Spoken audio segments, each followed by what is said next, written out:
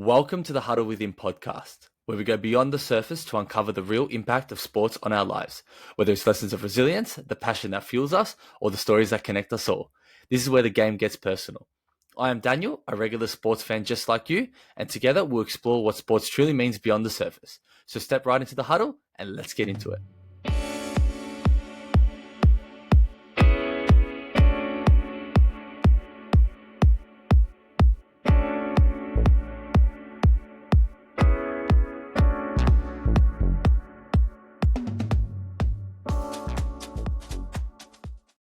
All right, we're back again.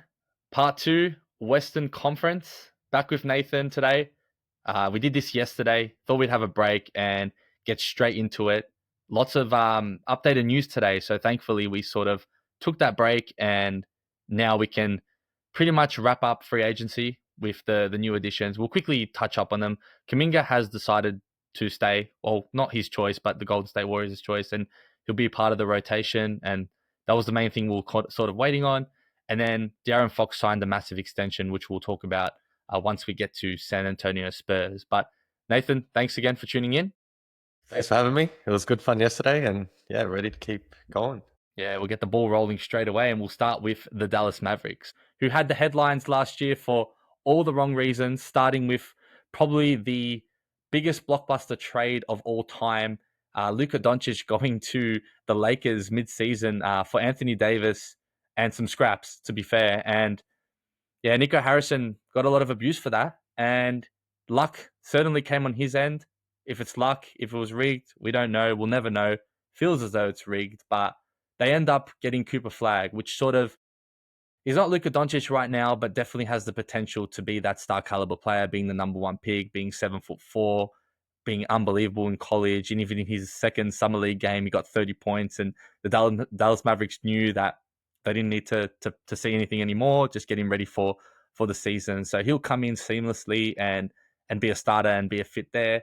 On top of that, they re-signed Kyrie Irving on a 3-year, $118 million deal. They also get D'Lo for some backup point guard minutes. They re-sign another Australian, Dante Exum, who at the Mavericks seems to be a very good player. Anywhere else, he seems to struggle, but he's found a home at Dallas and he stays on there for another year, who I think will be a very serviceable defensive role player. And this team, it's a team where if they're healthy, they probably make noise in the Western Conference. But given the Western Conference is so competitive, it's going to be really hard for us to say that they'll win something this year. But they're definitely lining up for next year, especially when Kyrie recovers from his ACL. If AD can stay healthy, another player that has health issues, if he can stay healthy, can be a very prominent player for the team. And I think this season, he's going to get what he wants and play at the 4, while we may see Cooper Flag at the 5. Or if not, you've got him at the 3. We've got Daniel Gafford that's re-signed as well on a pretty lengthy deal with Derek Lively as well, rotating at 5. So Anthony Davis gets the opportunity to play as a 4. They've got Cooper Flag, who maybe one season under his belt after he wins the Rookie of the Year, becomes a bona fide sophomore year player, and they can really make a last-ditch go at it in their second season after next year. So not really expecting too much of them this year. And even so, even if they bum out, it doesn't work out, you've got someone that's generational to build your team across. And you can say that it's luck, you can say it's rigged, but at the end of the day, they do get Cooper Flag and they don't really need to make too many crazy acquisitions, which is what they haven't done in this offseason.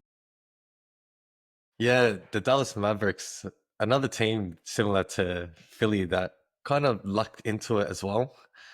I know their roster probably it does project to be a lot better than what it was last season, and for obvious reasons, injuries and whatnot, they didn't quite meet their expectations. But yeah, I think Cooper Flag, I know we were talking about capture the flag for a while, and Dallas captured the flag. And, a lot of the fans, I guess it's bittersweet losing one of their favorite players, Luka Doncic, unreal player to watch. And, that trade happening was just, I couldn't have saw it coming. And I Where think were you would you have been when the it same. happened? Oh, I can't remember, but I just remember going training and just that's all we were talking about. So, Yeah, I do remember that. I was well, at a pool. I was just chilling in my auntie's pool. I think it was summer at the time, or like closing in on going into autumn. And yeah, the trade came in and it was just crazy. Like everyone went nuts. You thought it wasn't real. I thought I got done by scams Tirania or I got sentled, but no, it was legit. And Shams had to really put up another tweet, a follow-up tweet to say that his phone didn't get hacked. So that's always going to be probably one of the most core memory announcements that I've seen. That and also when uh, Kawhi Leonard and Paul George signed with the Clippers. I remember I was watching a movie then, but those two are probably the most craziest acquisitions I've ever seen as an NBA fan. And yeah, it's wild now that it's come to fruition and Luka's at the Lakers. But again, this is the Dallas Maverick talk, so you continue on. Yeah, and to go on that as well, Luca was one of those guys that I always thought would, be the one that never leaves, the safest player in the league. And for that to happen, it was just, no player is safe. And I guess in the end, that's a business and that's what it is. Uh, yeah, just a little bit sidetracked there, but the overall roster construction with AD, I feel it's more balanced. Obviously, you got Kyrie, who's going to have the ball in his hands. Luca was the same, so it makes sense to me why they did it.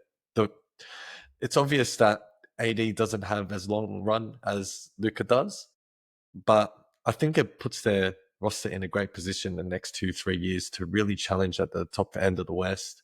And with a two-way elite player like Cooper Flag projects to be, I think Dallas are really not only lucky, but they've got a really strong roster. And like you said, as long as they stay healthy, I I can see them causing damage there in the West. Yeah, I think they got pretty stitched up last season. Like, obviously, the trade itself wasn't good, but it just didn't help that they just ended up having a lot of injuries as well. And that sort of just made things a lot worse than it should have been. Losing Quentin Grimes was also an underrated loss in the trade that they tried to bring Caleb Martin into, which that also flopped. So that really didn't help as well because Quentin Grimes at that stretch against Philadelphia ended up looking like a close all-star the way he was Yeah, performing. So look, they probably didn't have that luck when they got the trade, but they definitely got the luck back getting Cooper Flag. And like I said, I think maybe this season, maybe borderline playoff or just missing the playoffs as they did when they close this out. But definitely next season, they'll look to strap up and when their team's fully healthy, really make a last ditch push. So for that, I'll probably give them maybe it doesn't really do much. Like D'Lo, we didn't speak much about him, but we know what D'Lo is like. He's obviously going to come off the bench and give them a sort of scoring option, but it's really hard to put your faith into a player like him. So I guess for that alone, I'm going to give them a C minus, and just them getting Cooper Flag is not even anything to do with their kind of off-season moves. So C minus is probably what I'll give them. yeah, and I think it's just to go on that Quentin Grimes. He looked to be a great player in Philly, and I guess underrated move there as well was acquiring Max Christie, and he did show a bit in those minutes that he got there too. So yeah, like I said, I really like the roster construction. Exum, he just born to be a Maverick. Everywhere else, like you said, is just not for him. But the Kyrie one was kind of predictable. 3 years, he's injured. Um, Obviously, need to keep him with that AD and that timeline. And D'Lo's just reassurance. So yeah, like you said, I'd probably go with a C here because they didn't do anything crazy. They've done the signings that they need to do, and they just got the overall number one consensus pick. Yeah, nice. Well, the next team that we're going to talk about arguably had one of the best off seasons of the summer, and is the Denver Nuggets. And the Denver Nuggets have made some pretty quality acquisitions to a team that were one win away from potentially winning another championship, just proving how unbelievable Nikola Jokic is. And everyone can safely say that OKC's biggest threat was this Denver Nuggets team. And it was the team that lost a lot of their sort of main role players last season before winning a chip. Like a player like such as Bruce Brown, who comes back to the Nuggets, was quite pivotal in their championship run. And he's coming back for another season, I think, with motivations to potentially win another championship. So that's an awesome acquisition. You've got Jonas Valanciunas, who now they can sort of finally play someone that can really play backup minutes to Jokic. And and then not lose out as much as when other centers used to get on the floor.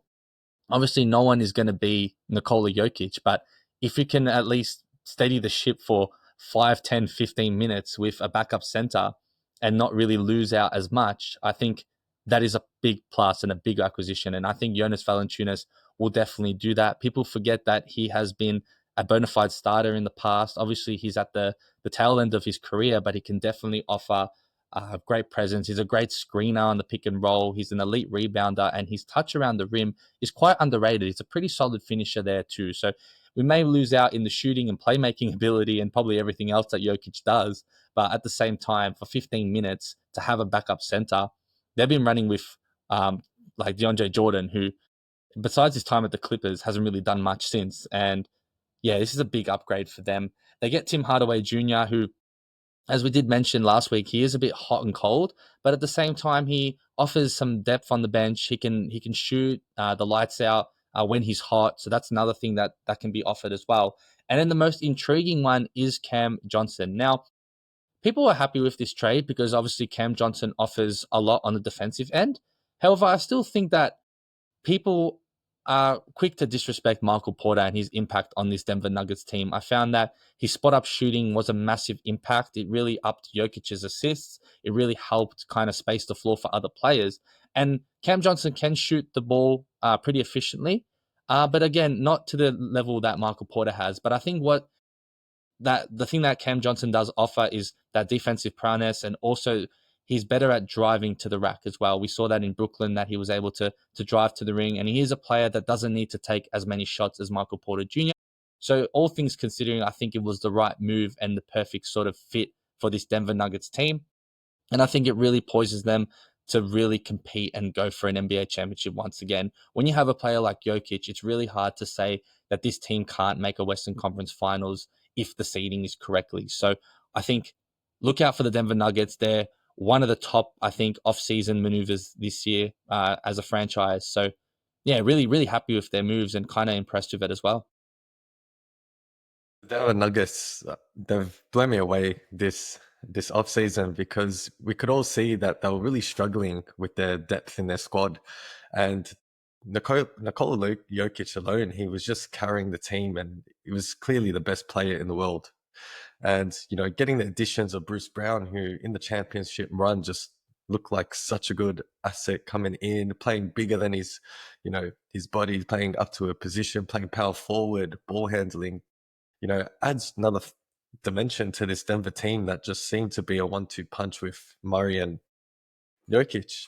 And yeah, I really like the Tim Hardaway pickup. I think it's sneaky good. Looking at their roster, there's not much shooting on it. So there was a need for shooting, and don't be surprised if he gets 20, 25 minutes a night because, the looks that he'll get off Jokic being right open, I wouldn't. He makes many role players look good, so I wouldn't be surprised if he's dropping 15 points here and there. And yeah, the Cam Johnson acquisition, I didn't see it coming. I thought he was poised to be in OKC or something like that, but to be able to flip MPJ, who has injury issues, has back issues, Cam Johnson, not the best bill of health either. But like you said, I think he's a more versatile player. When the shot's not going in from Porter Jr., I think he really struggles to make impact. And, you don't really see him on the defensive end. But with Cam Johnson, like you said, over the last few years, he's really turned into a lights out shooter. You can see he can handle the ball a bit, drives to the rack with intent. Seen a few good slams from him as well. So, yeah, not to mention he's pretty solid at defending on the perimeter as well. So, yeah, I really like their moves. And that Jonas Valanciunas one, I was really hoping that he just stuck around and, he wasn't going to go to Greece because, like you said, running DeAndre Jordan there at the center for a team like Denver in the finals in, 2025 just never made sense, So getting JV in there, I think he's, had last season had a lesser role, but I think he can definitely play the minutes if it's there. If Jokic needs to rest, he's a double machine, and you would know from his time at the Wizards. So Yeah, I really like what they've done, and yeah, I'm happy to see where they go this year. Yeah, I think for me, that Jonas Valanciunas 1-2 punch as well off the bench just seems to be a big issue for a lot of teams in the future. I think going forward because it's already hard enough to defend Jokic, but then bringing in a player like Jonas Valanciunas, the gas doesn't really fall off there too much. So this actually might be the most underrated pickup of the four, only because Jokic is so good, and when he's not on the floor, they lose out big time. So if Jonas Valanciunas can be even half the player he was when he was starting at the Raptors, then I think they're really poised to do something special. And I think they get a solid A for me as their offseason grading because of the fact that they were able to just really improve their team, bring in some key role players, and also pinpoint the weaknesses that they have, and without even diminishing players that they've got there already, such as the young ones, such as Christian Brown, sorry, Peyton Pritchard and Julian Strawther as well. Not Peyton Pritchard, sorry, Peyton Watson and Hannah Julius Watson, yeah. Strawther as well, who are three guys that had a big leap last season. Their minutes kind of improved as well, and I think that they continue to be serviceable players for the Nuggets, and they need to be in this season if they want to seriously win the championship. So their development isn't going to be diminished either. So for that, I'll give them an A. Yeah, and the Denver Nuggets, they were up against the salary there as well, whether it is the second apron or whatever it may be, and they've maneuvered within that constraint and, look to have upgraded their roster. A few 1 year deals to players that are going to make a solid impact for a team without the most assets there to be active in the trade market. I really like what they've done. And like I said before, just having Jokic there, he's getting you to the finals, and the pieces around him could be enough to push him over. So, yeah, I really love what they've done. And I'll have to second you with an A. Nice. Moving on to the next team, and probably the ones that have made the least strides in free agency. Pretty much have done nothing, like literally nothing. We've been heard or hearing about Jonathan Kaminga, whether he's going to stay, go, sign, or trade. And as we mentioned at the start of this episode, and on the time of this recording, it appears as though he's going to be still involved in the Golden State Warriors rotation and be part of the roster. They've announced that he won't be traded. So if you want to count that as an acquisition in itself, given the fact that he's been spoken about all free agency, then that's, I guess, a plus for Golden State, but a big minus for Kaminga's development. I would have liked to see him in another team. I feel like his talents are being wasted in the Golden State Warriors, and they still haven't put pen to paper on Al Horford, where every source and every media outlet is saying that he's pretty much a lock for the Golden State Warriors, but that's still not official yet. But let's say that he has signed, given that there's been so much traction on it. Does it really change the trajectory of this team? Probably not. It's literally a one last ditch at it. All their players are very old and don't think they'll be able to sustain an 82 win season and also playoffs trying to play at their best rate. So it's really up to them to see how they can manage their season. And you can't ever write the Golden State Warriors off, especially when they have the likes of the greatest shooter of all time. They have one of the best ever role players in NBA history. Whatever you think of him, whether you love or hate him, Draymond Green is one of the best role players to ever play in the NBA. And you still got Jimmy Butler, who has a track record of carrying teams to NBA finals with the Miami Heat, and his playoff mentality is second to none. So, this team, I think their main goal is to be able to just get a playoff spot without needing to, yes, try too much in the season. And when I mean try too much, is just not overexert their energy to a point when they get playoffs and sort of blow out. If they have enough energy to go into the playoffs and they are in that top six, then you really can't rule them out of making a deep run too. But I think the way the West is constructed, the fact that they haven't really acquired anyone that is young and fresh, and still having Kaminga there, don't really see what the Golden State Warriors will do this season that will equate to anything but at best a play-in spot for my thoughts.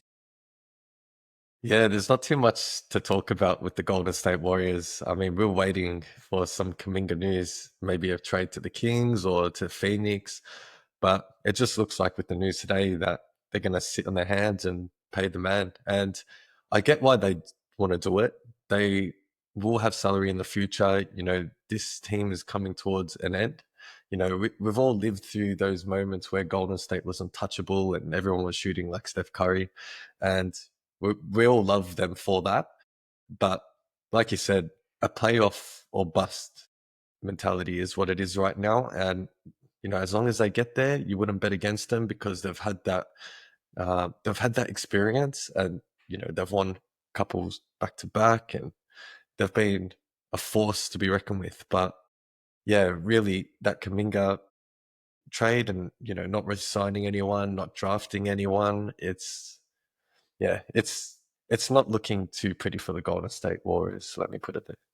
Yeah, I'll give them honestly just a D, only because they should have made some more off-season moves, and I think that the team hasn't improved at all. It's going to stay the same. A lot of rivaling Western Conference teams have improved. The Denver Nuggets have made strides. Some few other teams that we're going to talk about have also made strides to improve. And not to mention the other teams that, even though they haven't made massive improvements, are still where they are. So I'll give them a D for that.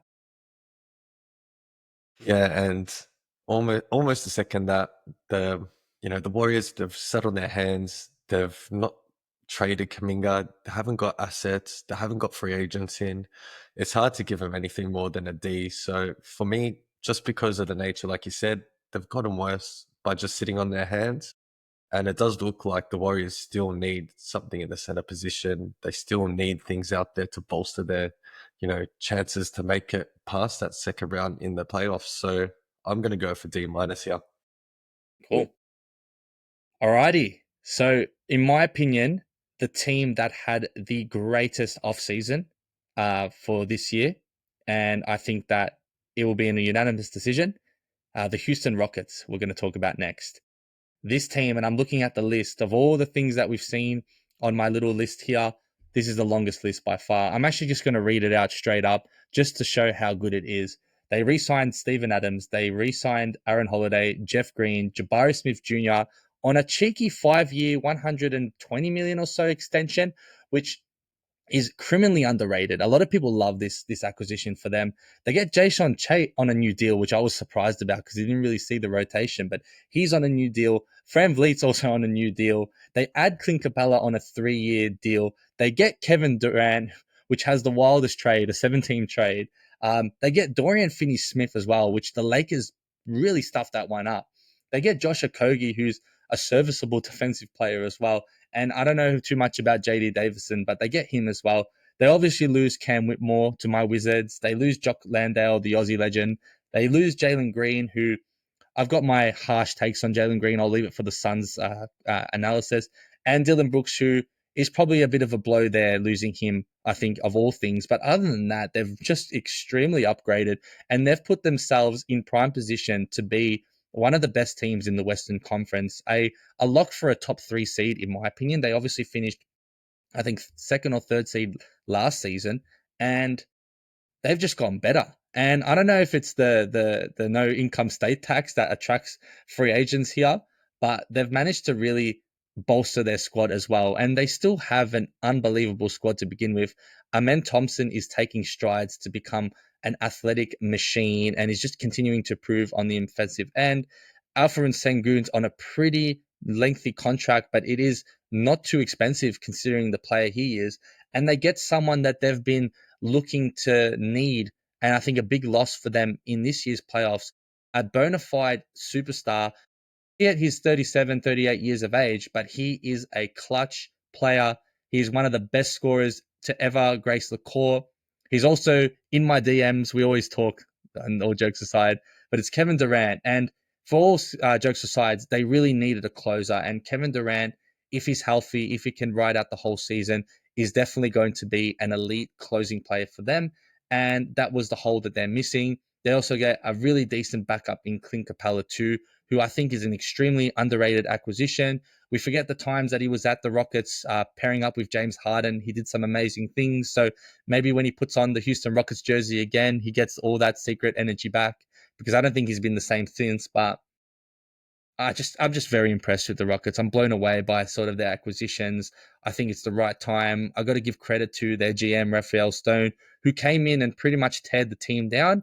And 6 years later, they're a contending team again. So nothing but praise for the Houston Rockets. The Houston Rockets, undoubtedly, in my eyes, have probably had the best offseason to date. The additions just strengthen their already deep roster, and they've added quality in the positions. With Jabari Smith, I heard that he was one of the only salaries around that 20 a mil year slot, which is crazy to me. Another thing to do with the financial restrictions of the new market. But it's good to also see Steve Adams get a 3-year extension. Super underrated when he plays. No one really thinks about it. No one really talks about it. But he's just a cool guy. Good culture guy. Big screen. Exactly the player you need to keep the locker room in check. The Jeff Green, this guy, he's just the ultimate vet. I know we talk about having vets all the time, but he's had a few stints there in Rockets prior. Is that Yes, right? yes. Yeah, so him coming back there, maybe to get a bittersweet chip, that might be awesome. And like you said, Jason Tate, I thought he was out, but yeah, they've signed him up too. So yeah, with the additions, one of my favorite ones here is the Dorian Finney-Smith one, because it was just unexpected. I knew the Lakers needed a player like that, and for the Rockets to just snap him up, he just seems like the perfect fit for their culture and replacing that Dylan Brooks dog mentality. And yeah, to be honest, I know Jalen Green is a minor loss. For me, I never rated him like that. I thought that he can make shots, but he's not a team first player. So the loss of him for one of the best scorers of all time, Kevin Durant, you snap your fingers at that every day. One of the worst half course offenses in the playoffs. You're getting a player that's a walking bucket. Doesn't matter. People talk about, oh, his defense is this, defense is that. But there's one thing we know for certain. When he's near that hoop, he's putting in the bucket. So KD, big in their squad. They didn't really give up much. They didn't lose 5, 6, 7 first round picks like some of the old crazy trades. I know he's an aging star, but he's got the pieces around him, and I think he could push them to a finals berth. So I really love what they've done here. I can't lie, and yeah, it's going to be great seeing them top 2, top 3 in the West for sure. Yeah, A plus for me. I think it's unanimously they had the best off season there, and yeah, it's just really impressive that they were able to sort of, again, like the Denver Nuggets, fill in the pieces that they need. I was never high on Jalen Green. I think he's a shot chucker, and not someone that, unfortunately, in a team that has a lot of depth and a lot of, I guess, players that can really make a push, fits that sort of role there. Maybe in Phoenix, maybe he has a chance. And again, not going to talk too much about Jalen Green, but an A plus for me. The Rockets are poised to be one of the main contenders in the Western Conference, and that extremely excites me. Yeah, and the Ime Udoka acquisition a few seasons back, I think it's just a massive, massive in. You can see what he's building there. His Boston team played the same way, and I think it's just a recipe for success. Now he's got the pieces, and I'm ready for the Rockets to make noise. Like you said, A plus all day. Love it. Next team, and I think another sort of playoff or bust, or even championship or bust team, the Los Angeles Clippers, who are just going all in on veteran players. They sign ex-Wizard legend Bradley Beal, who flopped at Phoenix. So glad he did. We're getting good assets because of that now. But he signs on a 2-year, $11 million deal, which for Bradley Beal, whatever you think of him, the player that he was at the Wizards was very serviceable, an elite scorer, someone that can also play off ball.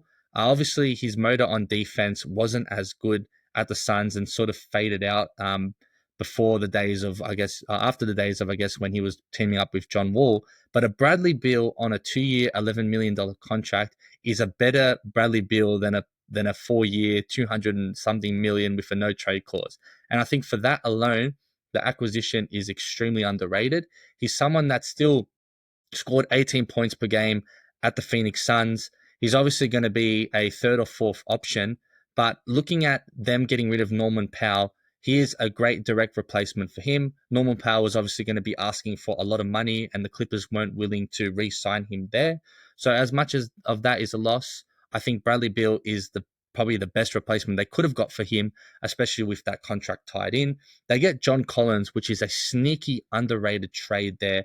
I think John Collins, sorry, is going to be a very serviceable member and someone that can offer paint presence. And we forget that he was the second option in a team that went to the Eastern Conference Finals when he was back at the Atlanta Hawks. So adding him in is extremely underrated. They get Chris Paul, which is sort of a throwback, probably last run for Chris Paul, throwing it back with the Clippers, and this might be a chance for him to win a championship. But he still was a starting point guard for the Spurs, and let's not forget that he played all 82 games last season. So he's definitely got a lot of durability, especially considering his age, being almost 40 years old as well.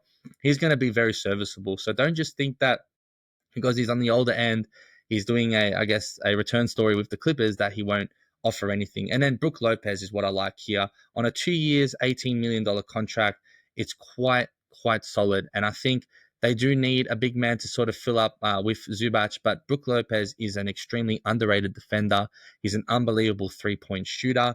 And I do like the re-signing, lastly, of Nicholas Batum. I think he offers a great culture and is a very strong mentality player. If you go back and watch the gold medal documentary, you can see that he was the spiritual leader for that French team that went to two final gold medal matches. They didn't obviously win because they took on a powerhouse US team, but it was definitely off the back of Nicola Batum's sort of veteran presence and his leadership that got them to that position in the first place. So I think they've done a really, really good job here. They do re-sign Harden as well, which I can't forget there. He's making a lot of money, and I think he's pretty proud of that too. So I think in this 2-year window that Harden has agreed to, it's going to be all or nothing for them. I do like the signings, but as I sound excited, I look back and I think there's so many other really good Western Conference teams in this league, and it's really hard to say if the Clippers can really improve off that. Obviously, they had a decent run last year, and they sort of improved, but yeah, it's really hard to tell whether they can really improve or not. But I think if this team stays healthy, their experience can prevail, and they can potentially make some noise in the Western Conference. The LA Clippers, I do really like what they've done this offseason. I tend to look at their roster and I think they've got a lot of good old vets. You know, you're looking at the Chris Pauls of this world, Brook Lopez, Bradley Beal even now, and James Harden. And I feel like it all falls down to how fit Kawhi is going to be. I mean, a lot of the team's ability to perform in playoffs comes to Kawhi because, you know, the list I've just given you there, they're all playoff busts if you think about it. And yeah, I really like how deep their team is, how deep their team looks. And like you said, I think it's a 2-year runway for this roster because, you know, they've got some good deals in. I really like how John Collins comes for basically Norman Powell, gives a different look for the team, someone that can stretch the floor, someone can play center as well. And Brook Lopez, although I think he's coming towards the end of his career, I think he can be a different option there to Zubac, who's in the paint eating, whereas Brook Lopez can bomb away from three. And I think Ty Lue has shown the ability to always give different looks in playoffs, which makes them so dangerous, whether they get there and if they've got a full roster, they can compete. And I've seen crazy 6 to 7 game series with the Clippers. They've just not been able to go over the line. A team like this, you know, if we're talking about the East, you're saying the top 2, top 3 potentially, but in the West, like you said, it's really dogged out there, and it's hard to see how far they go. But I guess the sky's the limit for the team if they all remain fit, because, you know, a Bradley Beal who might accept a more less ball in hand role, more 3-and-D like he was at the Wizards, or Chris Paul just facilitating, or whatever it may be. These players want to win. They're going to sacrifice, and I can see them being competitive. But like you said, in the West, who knows? But I really like the additions they've done here. Yeah, it's going to be very interesting to see what their closing lineup will be. Especially a lot of those players look to be strong closers. I think that they will somehow find Chris Paul to close matches just because I think he offers another ball handling option, and just having those shooters around, it's just going to be very interesting. And I think coaching is going to be very important. How Ty Lue manages all these older players and their egos. Is Bradley Beal willing on some nights to play maybe 20 minutes a game? Is he willing to start and not close out games? Because I do think that Bradley Beal can start, but do I think that he can play crunch time minutes? I don't know, especially from what I've seen in the past with his kind of clutchness and whatnot. And what do they do with Brook Lopez, Zubac, and John Collins? I know John Collins is more of a four, but how do they sort of work around? Do they even play lineups with Zubac and Brook Lopez just shutting down the paint? I'm very confused as to how they're going to sort of fit all these pieces together. However, I still do like the idea of having all these pieces around. The one thing I'll also say is that can they really trade these pieces off for any picks? Do they decide to sort of shut this down once it becomes a failed experiment, or if it becomes a failed experiment? There's a lot of factors here, and I think the only answer that I have is that they're just really trying to gun for one more championship before they literally set up shop. And I think it's really unfortunate that they really showed that they lost the trade with the OKC Thunder. And it's crazy how when that trade happened, no one would have thought that. They would have thought that the Clippers would have been a contending NBA championship team for multiple seasons. And with all that, they only made one Western Conference Finals. And it's just crazy to think that, especially considering the trades they've made and the players they've had in this team. But again, one last go. It's hard to really believe that they can do something only because of their recent track record. And yeah, for that alone, I have to give them a B minus. I'd love to give them a higher rating, but again, I just don't. I'm looking into the future and I'm thinking, what happens if this team fails? And I think if you look at that, you can't not be surprised if this was a lower rating. I feel with the Clippers, like you said, there's a lot of pieces to the puzzle, but we don't know what that puzzle will look like. But I feel that through the regular season, they're going to be experimenting with different lineups. You're going to have players, vets out. Kawhi's definitely going to miss at least half those games like he usually does. So I guess it really just depends on playoffs and what playoff team you get, how healthy you are. Can they afford to And do that, do you think? well, over the last few years, it hasn't shown that they've got that Yeah. ability to bring it all together. So I wouldn't bet on it. However, with the age of Chris Paul, with the age of Brook Lopez, who have had injuries in the past, and James Harden is no cleaner bill of health either. And obviously, not to mention Kawhi, you can't see him playing, more than 60 games in the regular season together. So in saying that, it's all playoffs or bust for this team. I don't think they'll have the ability to trade anything off if anything goes south, given the length of the contracts, 1 year, 2 year deals.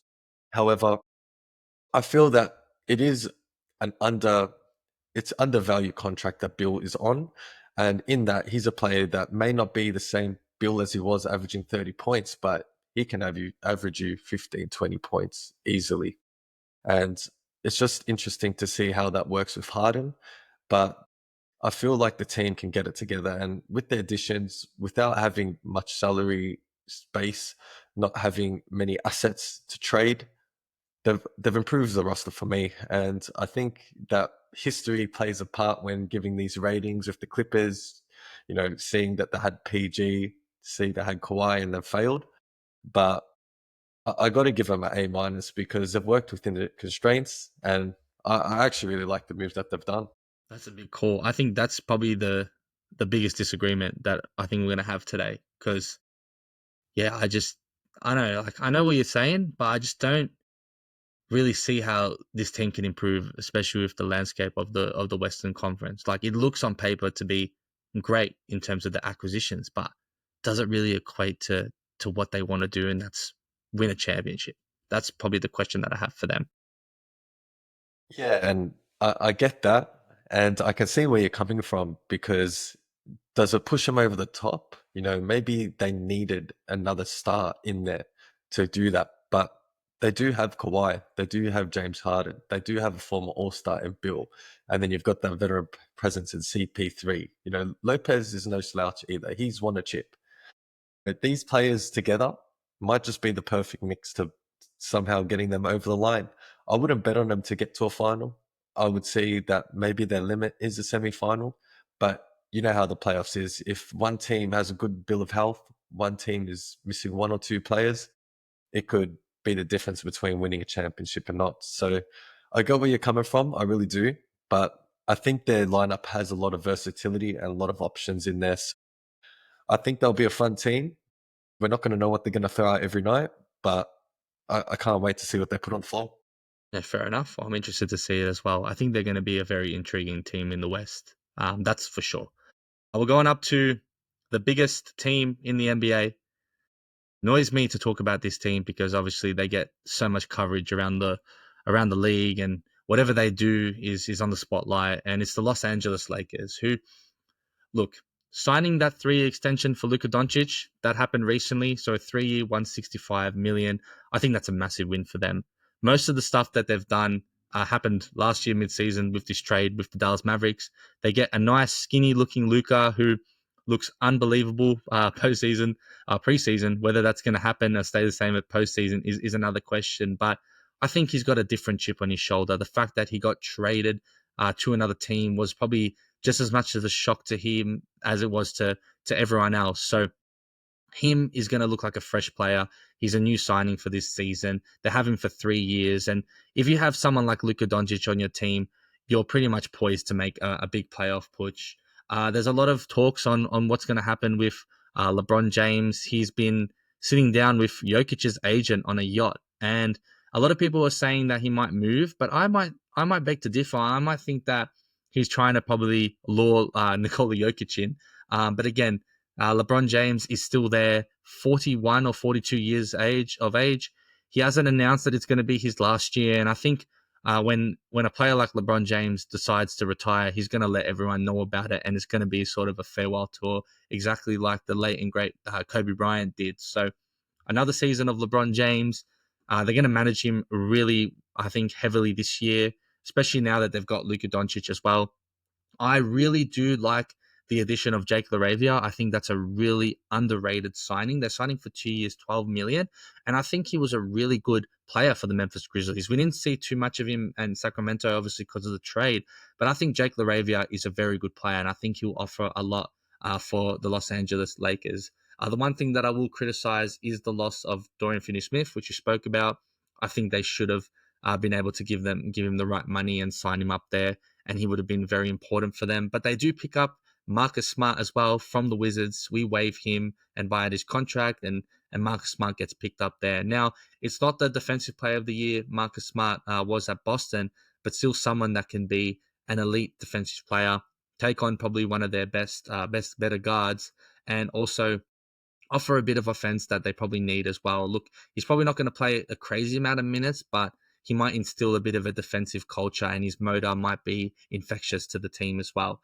And then adding DeAndre Ayton on I guess, free agent sign up after being waived by your Blazers, it's still a great pickup. And there were a lot of gaps in that center position. They obviously wanted Mark Williams. They couldn't get him due to the injury concerns and sort of, I guess, not him being able to pass his medical, but they get a really serviceable center. And DeAndre Ayton, for all the criticism that he's copped, if he's someone that is locked in, he has a big motor, I think he'll be able to do a lot of good things for the Lakers. And a team like the Lakers and a franchise like the Lakers will not allow you to play with no effort, and he'll get a lot of media coverage, a lot of exposure. So how he sort of takes this role as a Laker can be either a detriment or a massive benefit for him. Fans can either really, really love him and he'll be on all media channels being the savior, or he can be very hated there.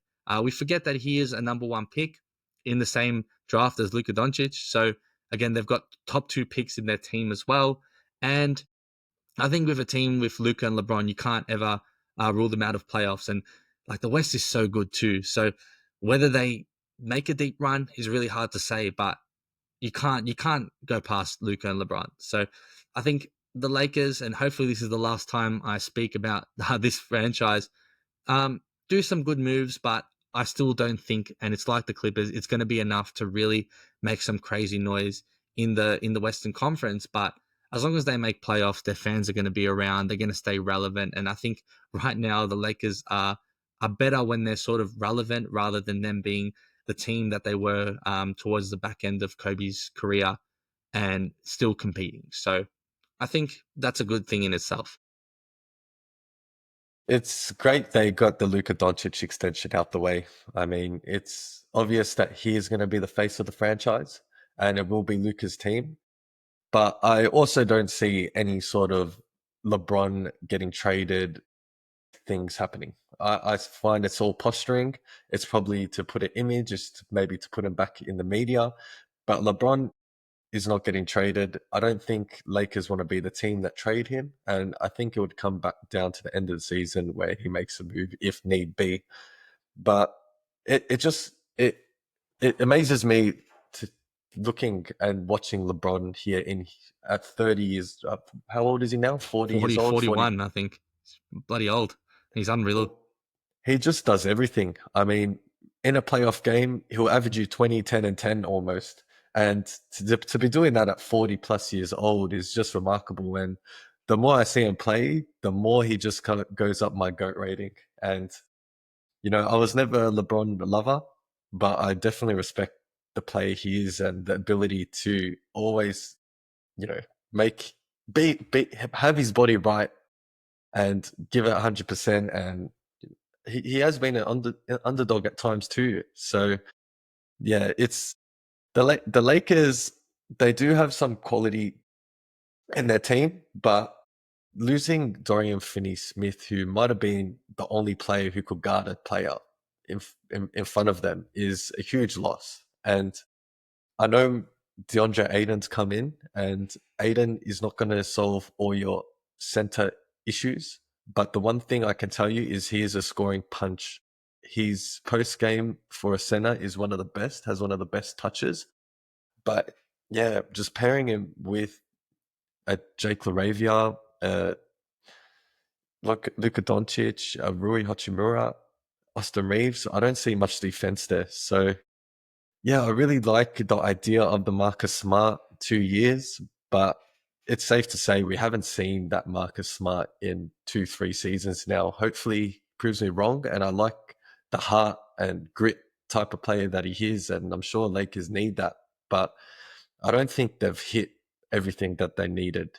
But in saying that, getting DeAndre Ayton for free, basically off the market, is a win. But yeah, I don't see past losing Dorian Finney-Smith in this one. I think he probably is just as important as Ayton, if not more, for what they are.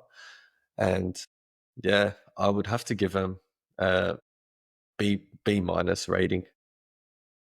I'll give him a C plus. I think they had a solid off season, but losing Finney Smith is a big loss. But they they got Luka Doncic, and I think before the Luka Doncic re-signing, I would have gave him a lot lower score, but that's a massive jump as well. And they fill up that hole at center, and it was really gifted to them. But at the same time, they were the ones that ended up putting pen to paper on DeAndre Ayton and getting his signature. So for that alone, I will give them a C plus. And any team with LeBron James, and I agree wholeheartedly with you. I'm not the biggest LeBron James, but as he continues to sort of close his career, he continues to get closer to being the greatest player that's ever lived and played basketball. And anyone that sort of says he's the GOAT, it's really hard to argue against that. Although Michael Jordan, I think to me, he still is, but it doesn't mean that I wouldn't have a conversation. Maybe 3-4 years ago, I would have probably not. But at this point of time and seeing what he's doing at 41 years of age, it's definitely worth a conversation. And having in there, I think he also re-signed or took his player option as well, is another big plus too. I would like to see LeBron James stay another year for the Lakers and do take a pay cut. And I think that will open up a lot of opportunities for the Lakers to compete for a championship. But I do respect that he's putting himself first and his family and his life first as well. So it's not something to criticize taking more money. I would have been one to say that a lot of players are selfish, but given the landscape of the NBA and how these businesses will trade you while you're in bed or while you're playing a game, then just take your money, if I'm honest. Just wanted to take a moment to thank you guys for tuning into another episode of the Huddle Within podcast. If you do enjoy episodes like this, or this episode specifically, be sure to leave a comment and a 5-star review wherever you do get your podcasts. It'd be also great if you could like and subscribe wherever you do get your podcasts, so we can continue to show this out to people that see sports exactly the way that you do. But without further ado, let's get straight back into it. So the next team is the Memphis Grizzlies, who I was very happy that they didn't make, or they did make the playoffs. They got bounced out in the first round because we were able to get that first round pick. I love importing my Wizards bias into these talks, but that made us get Will Riley. But the Memphis Grizzlies, who are a very strange organization at the moment. When Ja is healthy and when he's not being very controversial, they are a top 3 seed. And I don't know whether that's because Ja Morant is an unbelievable player or he's just really the face of their franchise and he really just elevates the organization. But when he's not playing, it's extremely a big struggle. They struggle to really get near the playoffs and they just find themselves in a position where they underwhelm and they underachieve. And this season, they go on and re-sign some few players. Santi Aldama is a really nice re-signing. They're getting for 3 years, $50 million. I think that's a great pickup. I like the Ty Jerome pickup. He proved to be a contending 6-man last year, made a massive jump from previous seasons. I like that. I like the idea of having Cam Spencer. Don't know too much about how much he can really improve the team, but another serviceable role player there. I do like that they traded up to get CJ Coward, or whatever his name is, Cedric. but Cedric Coward, who was meant to be a Portland Trailblazer, but we'll get to your Portland Blazers soon and draft picks and everything else. But they pick him up and he seems to be a decent player. I don't really know too much about him, but they must be really high on him to get him in the 10th pick. So they get him as well. They pick up Kentavious Caldwell-Pope, and they also get the legend Jock Londale as well. And KCP has a chance to really become a decent role player again and sort of make up for his terrible season at Orlando. And having Ja around, this might open up a better kind of position for him as well. But I think this team hasn't really done much for me to say that they're going to be a significant team, especially losing Desmond Bane as well to the Orlando Magic. It doesn't seem as though they've improved significantly either. And they're just at a point where, okay, they're keeping Ja and they're keeping Triple J for a long time, but are they really going to compete in this Western Conference? I think they won't, and it's pretty concerning for me. Yeah, Memphis definitely is one of the weird ones in the NBA because when you look through their roster, they got so many young, exciting players that, in a couple of years may end up really forming a strong team. But as it stands now, it's really Ja Morant or bust at this stage. They need Ja Morant to be healthy, need him to play. And if he doesn't play, they're just not level of a playoff team. As simple as that. I really like Jaren Jackson. He's a beast on the defensive end, and that's probably the most tradable asset that you have now. But it just really depends on what Memphis think their timeline is. Losing Bane is no doubtably a loss, but with him in the team, him with Morant, with Jaren Jackson, they're not going to win you a Western Conference final. And as good as he is, they have thought that, instead of going into cap hell, they're going to go ahead and get some picks. So, look, I might not agree with that, but Memphis Grizzlies still do have quite a long runway. But the longer I see Ja Morant injured, the less inclined I am to believe that they'll go anywhere with this team. But yeah, to touch on that, the Cedric Howard pick looks to be quite a solid pick. 6'6" shooting guard, small forward, who is very similar in the way he plays to Desmond Bain, and I'm guessing they really hope that he can eventually elevate into that role and become that type of player, because with him out the team, there's definitely a hole in the offense because he was such a prominent shooter. So yeah, it's very interesting to see what they'll do. But with the additions, I really like the KCP addition. He didn't join for too much, and I really think he is one of those players that fit the culture. And I think in that alone, you might see an increase in how he plays next season. And I'd like to see it because he can be quite an impactful player. The Ty Jerome move is also quite a sneaky good move as well.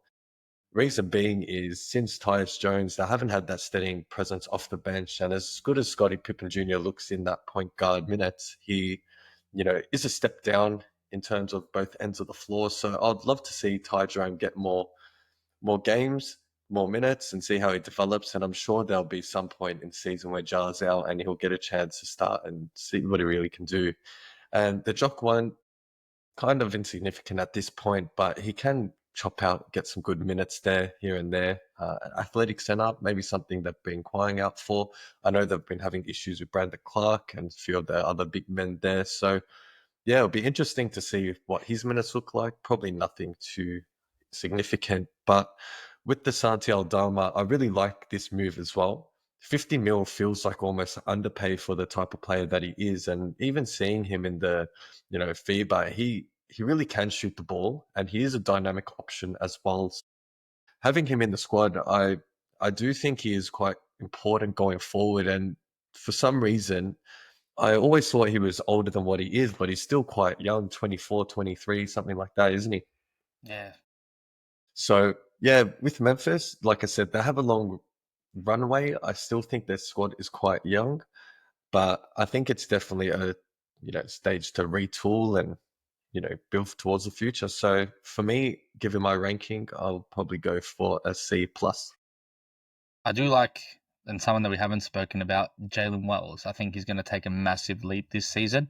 So they're probably hoping that if not Cedric Howard, definitely Jalen Wells can try to fill in the boots that Desmond Bain has done. Maybe not in the same sort of level or skill type, but definitely in another way to really bolster up an option for them. And we forget about the players of Gigi Jackson and Vince Williams, who in that year that Jar didn't play and before Jalen Wells was there, they were pretty good as well. And Eddie's going to obviously be injured for the start of the season, but he's someone that's also in his second year that can definitely improve as well. So if you add in those players, that might be something for the future.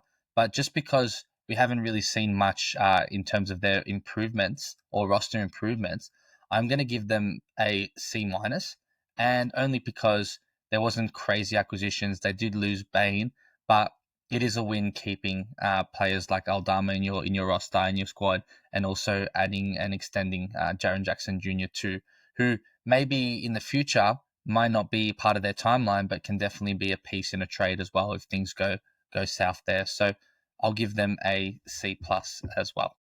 And to add on to that, they do have those young assets, and like I was saying, they do have a long runway there. And I think the thing that we don't really look at or talk about is they needed that flexibility going forward. You can't be tied down to Ja Morant, Jared Jackson, and Bain. It was just not going to work. And that flexibility with a few picks for the future, maybe a free agent comes in, maybe they go ahead and trade for maybe a Franz Wagner if something doesn't happen in the future. You never know what it is, but to have that flexibility and to still have that young core, like you said, Jalen Miles, first team all rookie, they've got players there that mean business. And Jared Jackson, um, GG Jackson, sorry, he can be a hell of a player. He's still only 20.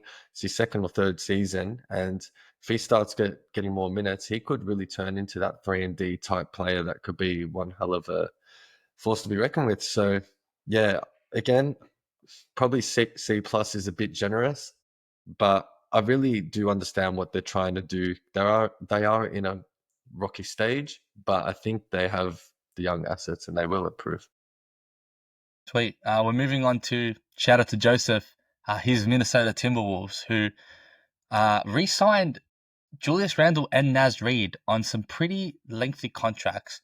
Unfortunately, that resulted in them losing Nickeil Alexander-Walker to the Atlanta Hawks, which we talked about, and that is going to be a massive loss for them. However, people are starting to have a look at their rookies from last season who are going to their second year. The likes of Rob Dillingham, who is probably there to sort of be mentored by Mike Conley. But the one that I'm very intrigued about is Trey Shannon Jr., who I think is going to take a massive jump and his role is going to improve exponentially. And there's a player in that guy. He is a motor on defense. They also have another player there, if you can remind me, that is also a pretty solid rookie. Joe's probably going to kill us for not knowing Jalen this Clark, player. is it? Is it Jalen Clark is the one. That's the player. Yeah. He managed to play some pretty decent minutes in the Western Conference Finals.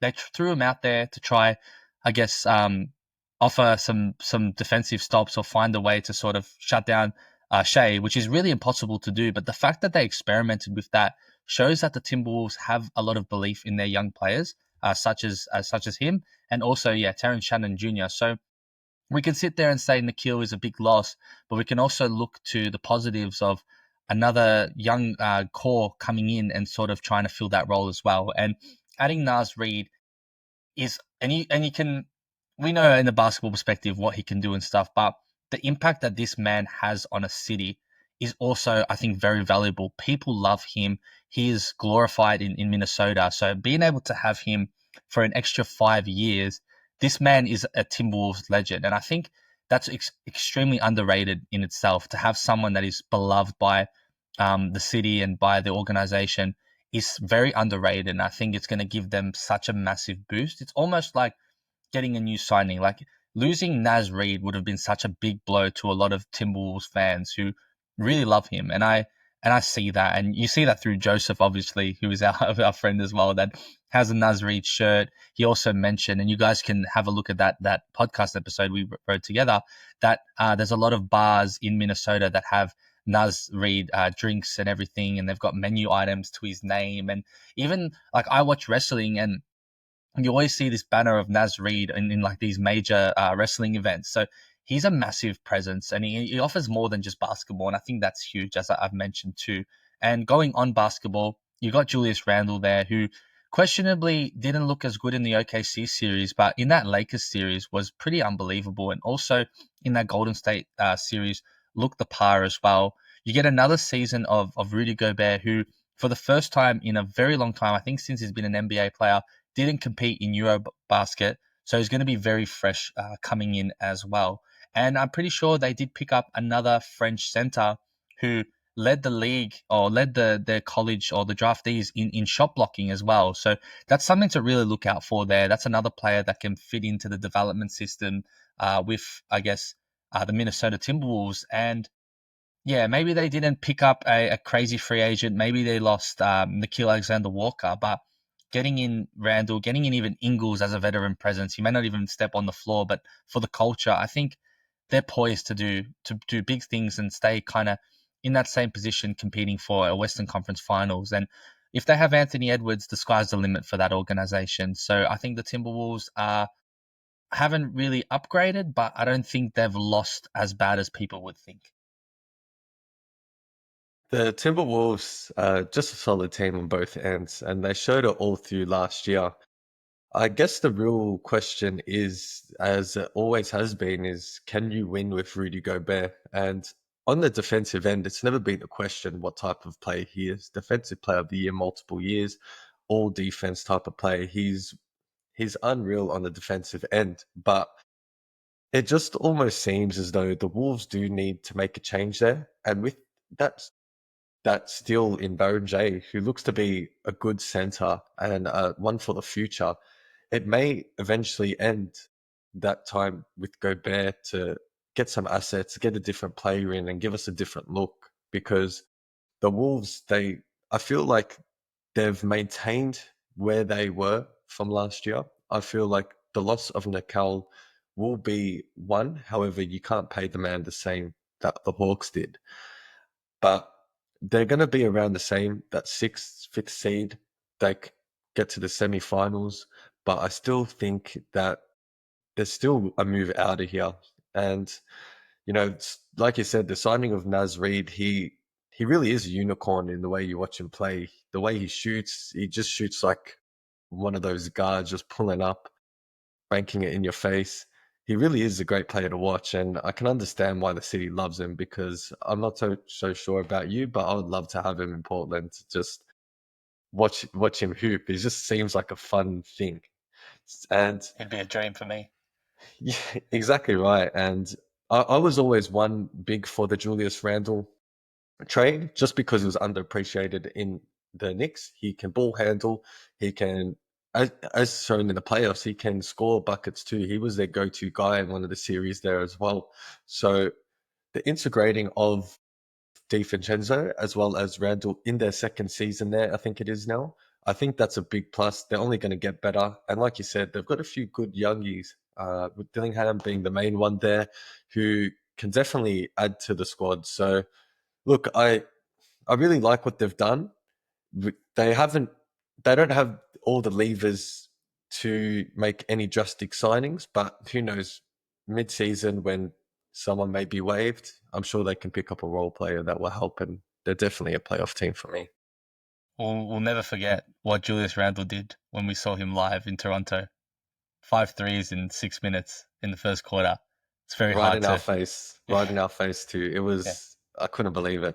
Yeah, incredible stuff. So from that alone, I think that's where probably your Julius Randle obsession comes with. And I think if anyone saw that live, they would probably feel the same. So for me, I will give them a B minus. And the reason why I give them a B minus is because they keep players that they need.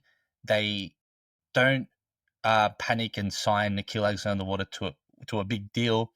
They have confidence in the players that they have, especially the young players, which is something that I respect. And I think that if they take the leap that I suspect they will, then that hole would be filled seamlessly. Yes, they probably didn't pick up a signing there. They were probably looking to get someone like Kevin Durant, but at the same time, when you have a player like Anthony Edwards, who's a generational talent, you're always going to think that they're poised to be a good playoff team. And we can't knock back their coach as well. Probably one of the best coaches in the league in Chris Finch too. So I think they're going to be fine. I think if they just make the top six, they're going to be a matchup night for anyone. And I think the Western Conference doesn't matter which seed you finish. I think as long as you're in that top six, anyone can sort of win it. And that's where I suspect the Wolves will be. Exactly right. They didn't freak out and pay Alexander Walker too much, or at all, really. And they're really trusting the young guys in Jalen Clark and Terrence Swiss Jr. So, yeah, I really like what they've done. I mean, they haven't made any groundbreaking moves, but getting Baron J at a steal, in my opinion, for me, gives me a B minus there.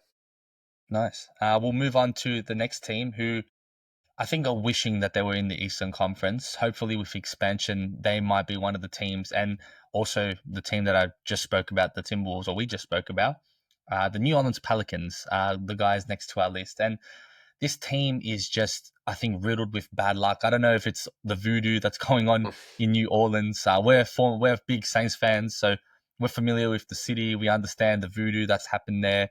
I'm pretty sure that city is cursed because of the lack of success their sporting teams has had. And I think Pelicans is another massive example. Right down the south, so they could be an East or Western Conference team. They are fit in the West. And I think if they were in the East, we'd be having a whole different conversation about the Pelicans because they have some really solid players. They re-signed Herb Jones, which is a massive win. Trey Murphy III made a massive increase in his load and also made a massive jump in his career. And also, they still have Zion Williamson, who, if healthy, and this is the biggest if in the NBA, in my opinion, I think, ever. If he's healthy, he is a bona fide All-NBA player, and he is someone that can make strides to get you to wherever you need to be. And it's just been the issue of him being unhealthy. They lose CJ McCollum. They bring in Jordan Poole. And I can talk to Jordan Poole. His second season with the Wizards was a major improvement to his first season. I think when he was at the Wizards, just coming off the Golden State Warriors, I think his mentality wasn't there, given that he got punched in the face by Draymond and was coming off a championship winning team. That would be pretty hard to adjust to going into a team like the Wizards. But I think his second season, he made such big strides in sort of not even in his game, but more his mentality towards how he's approached the game. He became a really big, influential leader. He mentored the young guys. He really looked like he wanted to play for the Wizards and wanted to be there. And that was something that I had a lot of respect for. I wasn't too happy with his first season coming to the team, but his second season really changed my thoughts and opinions on him. And if he's able to sort of bring that to the New Orleans Pelicans, the fact that I'm losing my head with all these Devontae players. Murray, yeah. DeJounte Murray Yeah. is injured with his Achilles. He can definitely be a serviceable replacement for him and someone that can shoot the lights out, but can also offer playmaking as well. So they also pick up some really solid rookies who I really loved. I'm a big fan of Derek Queen. Unfortunately, he's gone down with an injury, but they made a crazy trade to get him. And look, that trade is pretty wild. Like they gave up an unprotected first round pick, and we forgot to mention that in the sort of talk that we did. Atlanta will be having a first round pick the following season unprotected. So if the New Orleans Pelicans this season just have another terrible season, that pick's going straight to Atlanta. And in a really weak Eastern Conference, they can do a lot of things with that. And getting him for Derek Queen, they must see something special in him. So potentially he might be solid for them at power forward. They've got Yves Missy, who was an unbelievable rookie for them last season. He offered a lot of options scoring wise and also defensively. So that was a big plus. But getting Jeremiah Fears, who was around the Wizards kind of projection, we didn't get him. We ended up getting Trey Johnson instead. But I really do like Fears, and I think he can be a very solid role player as well. And even getting in players like Sadiq Bey, who he didn't play a minute with the Wizards because of injury. We forget that he dropped 50 points in a game. And I think anyone that drops 50 points in the NBA game can be a solid player on their night. And he's a wild card because we don't really know what he's going to offer and bring because we haven't seen anything. But getting Kevon Looney there is also another solid acquisition and can be a very big mentor to those bigs as well and offer solid rebounding too. But like I say all these things with positivity again, and it's just the fact that they're in the Western Conference is extremely underwhelming because if we had this conversation and they were in the East, you'd think they'd be a lock-in playoff team, and that's how weak the East is, and that's how strong the West is right now. So again, mixed with voodoo and New Orleans and the historic luck and their stadium historically being pretty poor as well, the way it's constructed and how everyone feels about it, and also basketball not really having massive hype in New Orleans. They may seem nice, but I don't see anything happening with the New Orleans Pelicans this season. I think they're going to miss the playoffs and they're going to lose their pick. So, yeah, we're just going to have to hope that we might see something in those rookies to really give us a bit of an indication of where they'll go in the future. Yeah, the one thing I got to say about that the draft is Zero Fears it's a great nickname. I got to give it to them for that alone. I like that pick, and he looks to be such a handy player, a player that they're going to need with Murray out as well. But like you said, they're just a city or a team just riddled with that voodoo because it always seems that they get injuries. And as we know, Zion is generational when he plays, but he just doesn't play enough. And, we've seen it over a couple seasons now, and it seems to be apparent that he's just never going to be that player that's going to play a full season. The best thing or the one takeaway I have from this season or the season that has just passed is just the development of Trey Murphy III. I mean, when I watch him, he's a bona fide shooter at a great height there, 6'8", 6'9", and his offensive game really took a leap last season.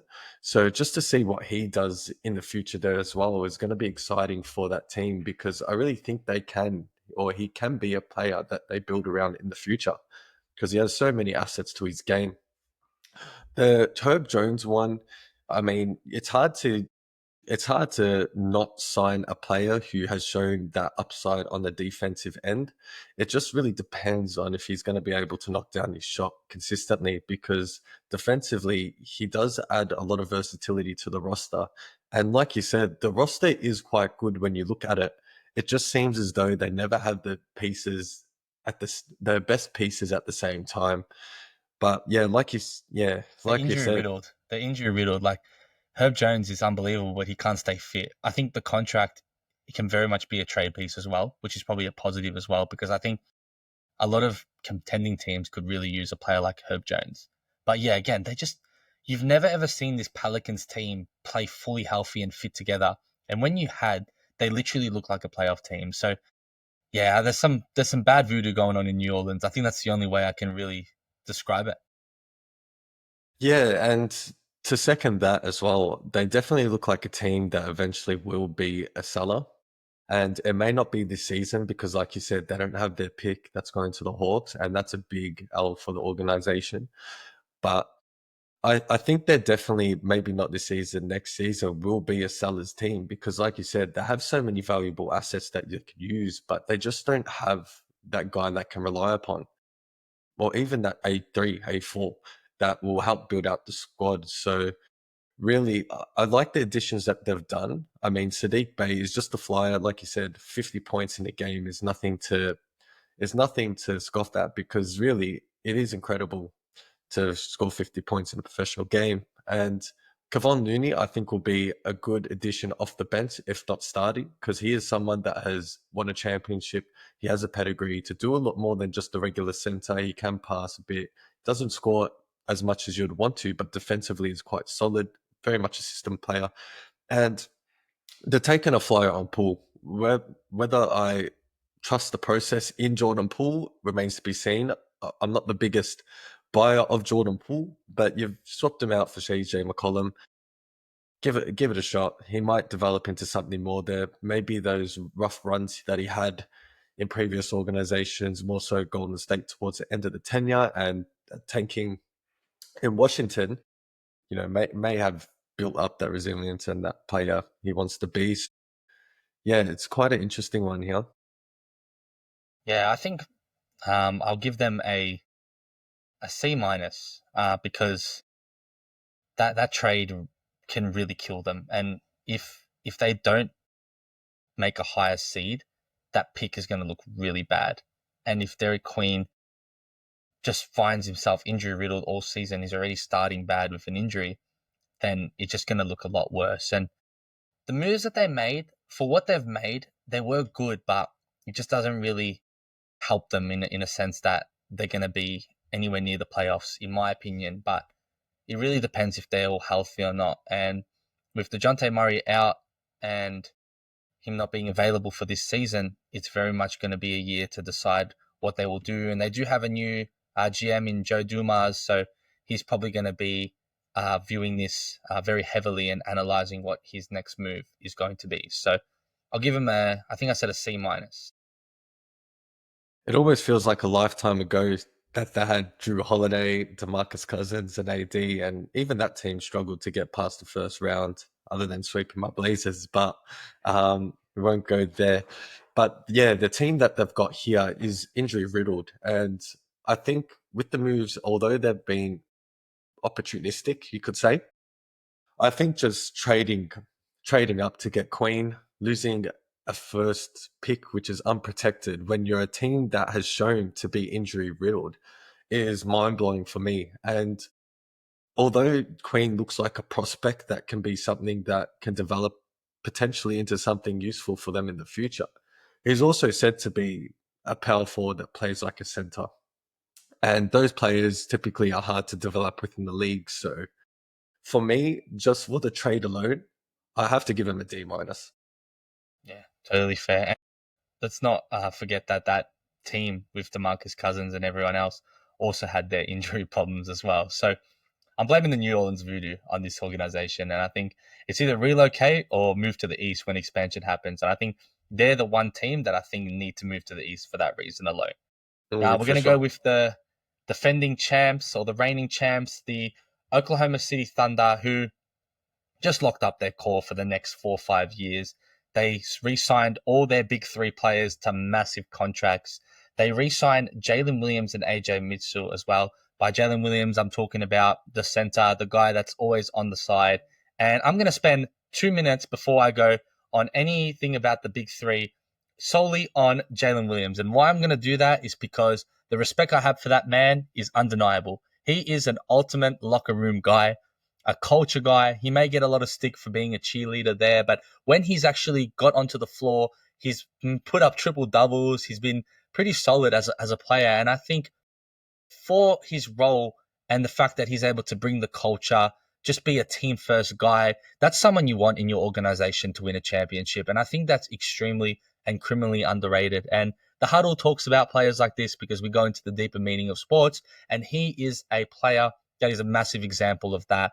And I think it's respectful in itself that he's able to really just put the team first, celebrate like he's one of them. And he truly is. And that plays a big part in a championship team and a culture. And having that for 3 years is extremely underrated in itself. And that'll be it for my Jalen Williams sort of praise. But I really hope he does get more minutes on the floor next year because he's actually a really, really good player as well. And I think that he'll offer a lot to the Oklahoma City Thunder with more minutes anyway.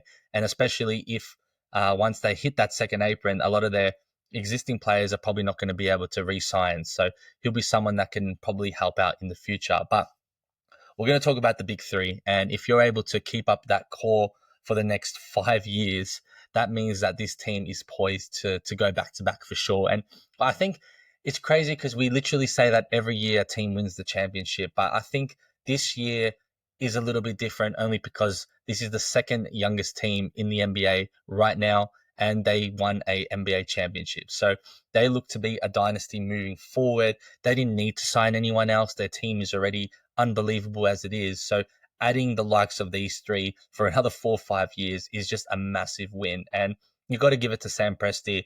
He is probably the greatest general manager in probably the history of sports. And I know that's a crazy take, but he's just proving that. And now with an NBA championship under his belt, I think that kind of backs it up there. And he just is not continuing to slow down. He gets these guys. Shea, obviously, we know all about him, but J-Dub as well is just an unbelievable secondary player.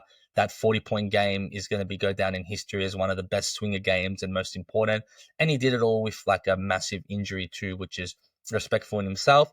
And you mentioned Chet Holmgren last time as a player that is an unbelievable unicorn and someone that you need in the championship team to just really be a presence in the paint, but also those 7-footers with unicorns and have those unicorn-like abilities are kind of the prototype to sort of winning a championship as well. And having one of those on your team is never the worst thing. So Oklahoma City, unbelievable offseason, and there's nothing more I can say about them than they're pretty much looking to win another championship. And don't be surprised if they win another 3 or 4 in this dynasty, and especially in this window with these 3 guys on the team.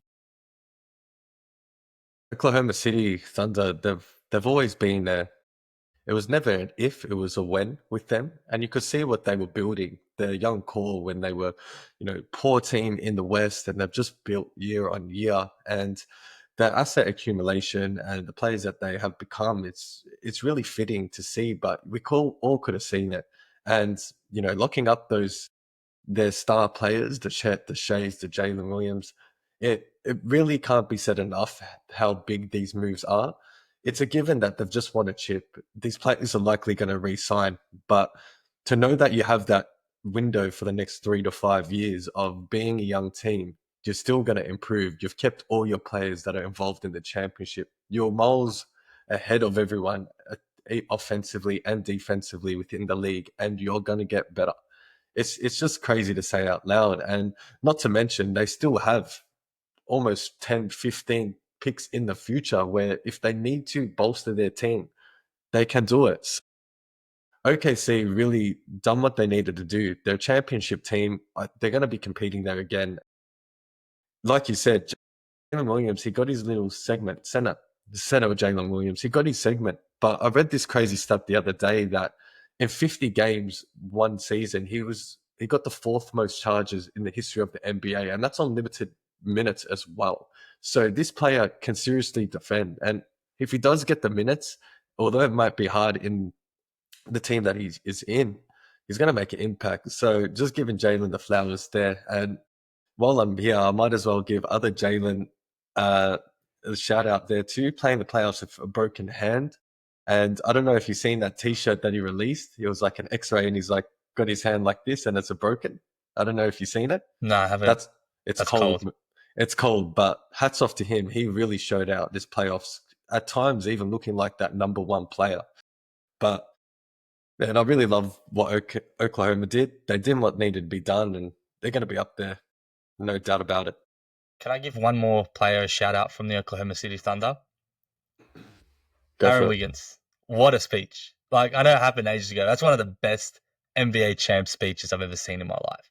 Unbelievable speech. Yeah, that's all I got to say for those guys. Like, what a culture, what a team. You'd love to be part of that team if you were a player. You'd have so much fun. And I think I look at their skill and I think it's unbelievable. And it's obviously the reason why they're winning championships, but you can't go past the culture that is there. And I think that's a major contribution to why they're the team. And like, how can you hate them? They are just extremely likable. Like, obviously people don't like the fact that Shea gets baited on the foul line so much, but other than that, he plays the game with respect. He's got that culture in him as well, that sort of like mature older brother mentality. Although he's one of the younger players, he sort of is just like the big brother that everyone loves. But that team just has vibes, and for that alone, and for the fact that they're keeping their core for ages, I got to give them an A. Yeah, and I echo that, being that the culture is so important, and you could see how much it meant to all of them as brothers. Always, one player goes off one game and they're all around it. And as a fan, I'd just love to see it. You see that they respect everything that they do. They celebrate everything that they do. They lose together, they win together, and that's what it is to be a club. That's a well-run club, and not one player would think I wouldn't want to be a part of that team. So yeah, like I said, you can't fault their off season. I could, I could, couldn't think of many other things they could have done better. So in that alone, I'm giving it an A. Nice. Well, we'll go into the complete opposite now. We had the team that was the defending champions, and now probably, and they're not the worst team, but you can say in terms of situation and position, unanimously the worst team right now, and the team that you would say that you don't want to be, and that is the Phoenix Suns. Talk about a position where they're right in the middle. Talk about a clear out, and talk about, I guess, paying Devin Booker the same money as Shea. Uh, this team is just simply a mess, and it hasn't gone better for them. The only thing that they had done that was significant was that re-signing, and no one's sitting there saying that that was an unbelievable re-signing. One of the most expensive players in the league in Devin Booker, who you can respect his game. I've said a lot of nice things about Devin Booker, especially the role that he played in the Olympics. Is not someone that you want to build a team around to win a championship, unfortunately for him. And losing Kevin Durant, which was expected, and what they got for him was the best they could have got. Uh, Basically, buying out Bradley Beal's contract, which they have to pay, uh, is just really hard for them to kind of fathom and see what they can do. They pick up Jalen Green, and look, Jalen Green can potentially prove people wrong, but the way he plays is just someone that doesn't look like a winning player.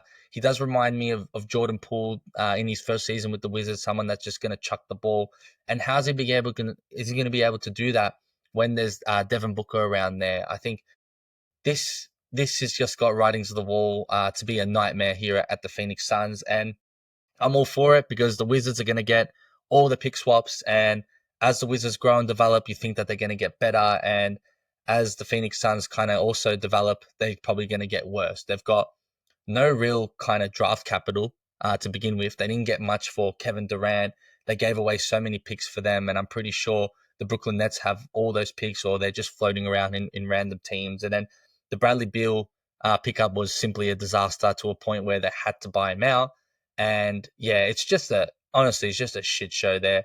I like Jared Butler though. I think if I'm going to make any positives there, Jared Butler's a pretty decent signing for them, a former Wizard too. Another former Wizard in Jordan Goodwin as well, who probably isn't going to be able to be serviceable for the Suns. Even when he was there, he wasn't. But yeah, this team is rough. Mark Williams joins, and they do get Malawach, who I'm a big fan of. He was a part of that Duke Big Three with Conker and Cooper Flag. Yeah, it's just I don't get what they're doing here. Like even getting Mark Williams, like they have the same centers with Nick Richards as the Charlotte Hornets did. So where can you see the progression? And Nathan, talk to me, because I don't know. This team is, I think it's cooked. I think simply said, and what you're trying to say is they're just a shambles. And you're looking at the re-signing here. The Booker one, that money is crazy for Booker. He is a great player. I know they want to keep that asset. That is simply crazy money. But I guess you got to pay someone. And, you know, this team has come a long way since it made the Western Conference Finals, when you had vibes, you had Cameron Payne, CP3, you got Bridges in there, I you love that got team Cam so Johnson. much. We did the That Nevada when they used to sing that before and doing that dance. they That, were like, vibes. yeah, That's what they needed to keep. literally And like I felt OKC. exactly right. And I feel like it was premature to blow that team up and trade it all away for KD. And I guess this is why KD got a bad rap, but I don't think it's completely up to him. I think a lot of it comes down to ownership. And the ownership there of trading in Bradley Beal, I could have told you a mile away that having him with Devin Booker was just not going to work. And even with KD, that it's not the player you need or wanted. Having a no trade clause and then just buying him out, it just seems like terrible management. And I know Matt Ishbia came in with that team and he's like, I'm a billionaire, I'm gonna win us a chip, I'm gonna do silly moves. But he just put him into into the grave, really. They're gonna be a poor team. They've made that pick for Mulwatch, who looks like a great pick. But on top of that, they've traded for Mark Williams. It doesn't make sense to me. What's the reason of getting two centers? These are the centers you needed last year when you got Nick Richards. It's just like, it just seems too little too late for them. And yeah, just on that, I really think the Jalen Green thing is not going to work with Booker either. It just, again, I know they wanted an asset, but you're better off with picks at that point. So I ain't sold on the Suns, and I think they'll be way towards the bottom of the West. Yeah, I'm giving them a straight F. I think this is a failure in off-season. They're already going to be poised to have a terrible off-season, but even the moves that they have made, like signing Booker on that much money and then drafting a center and also trading for another center who played for the Charlotte Hornets, just doesn't make any sense to me. And I'm all for it. Again, like I said, if this team is bad, that means the Wizards are going to get the worst of their picks and they're going to look to be really bad. And maybe Devin Booker leaves, and I think someone will take Devin Booker because I think he can be a very good first or second option in a two all-star team. I think he can offer so much for that, but just being the lone star there, I think he just wanted to simply take where the money and see where that kind of takes him for the future. But yeah, definitely a failure here. I think I would say one of the worst off seasons and probably the worst team in the NBA right now in terms of where you want to be in your position. And that is unfortunately the Phoenix Suns for Phoenix Suns fans, not for me. Yeah, and to echo that, the Wizards will be licking their lips at getting a future top pick from the Suns, and you couldn't see them getting anywhere past 12th in the West, the 11th in the West. So, yeah, for me, I definitely know that my Blazers are going to be above them this year. I know that for a fact, and all I can give them is a straight F, F minus. It's terrible. I can't even. Yeah, I just can't even. No, totally fair. Well, speaking of the Portland Blazers, I'm going to give you the floor to introduce the team, take away the limelight from myself, and let you run this one because obviously this is your team, and I'm sure you're really excited to talk about them today. So go ahead. The Portland Trailblazers. Yeah, coming into this off season, I really didn't know what to expect. I really looked at the draft thinking that maybe we could get lucky and get a top 4, top 5 pick. And, you know, really we got a 10th pick or 11th pick, which albeit is where they were ranked to get. So I understand that. And for me, the Portland Trailblazers team was really missing an A1, A2 in that team. And yeah, after the draft or at the time of the draft, there was a few players that I was looking at that I thought would make a difference. Jackie Jonas, if we got CMB, if he dropped there, Carter Bryant, and then we trade our pick, right? And I was thinking, okay, we're trading back to 16, I think it was, and we're getting a future pick for next year as well from Memphis it is. And I thought, maybe that's a pretty good deal. There's still some good players that look like solid role players on the draft board. But comes the pick, and I'm just looking at it, best available, Dakionis or whatever his name is, and I'm thinking, all right, sweet, I'm sold on this. We could use a player like that, 6'6" guard. And then I hear Young Hansen, and I started crashing out. I just was like, who is Young Hansen? I have not even seen this guy top 30. I was gobsmacked. I was gobsmacked. He I literally couldn't came believe. from the stands. That's how much of a surprise he was. He was literally in the stands, had to walk down to get his hat. And I don't know if it's just me, and I'm sure a lot of people, a lot of fans would have thought that this might be the craziest pick ever, because no one expected young Hansen, some center, which is in the stands, had just been drafted by Portland, who took a center the prior year and had DeAndre Ayton on their roster. I just didn't see it coming. And if there was someone that betted on it, gamble responsibly. But if someone did make that bet, they would be millionaires, because I did not see that coming. No draft experts saw that coming. But on that note, I know I'm rambling on here, but the young Houndson experience summer league, it's the more I see him, the more I'm excited for the future, because this guy is the Chinese Jokic. And you might call me crazy, glass half full, but some of the plays, first play, he gets a backdoor screen, bounce pass, and I'm just thinking, what have the Blazers been cooking up here? And I actually cannot believe how crafty he looks. The feel for the game is to teach that. I don't know. Maybe you can chime in, but I will, because I'm a big fan of Young Hansen. You know this. I like the fact that obviously he's from China as well, who are a massive basketball market. Is already a profitable advantage for the Portland Trailblazers. In Melbourne here, big Chinese community. In the city, they're already getting Young Hansen jerseys on sale. And I was speaking to someone there, and they told me that there was a shit ton of people buying them jerseys. And honestly, they've been scouting him for 2 or so years, so they've definitely saw something in him to be able to draft him this high.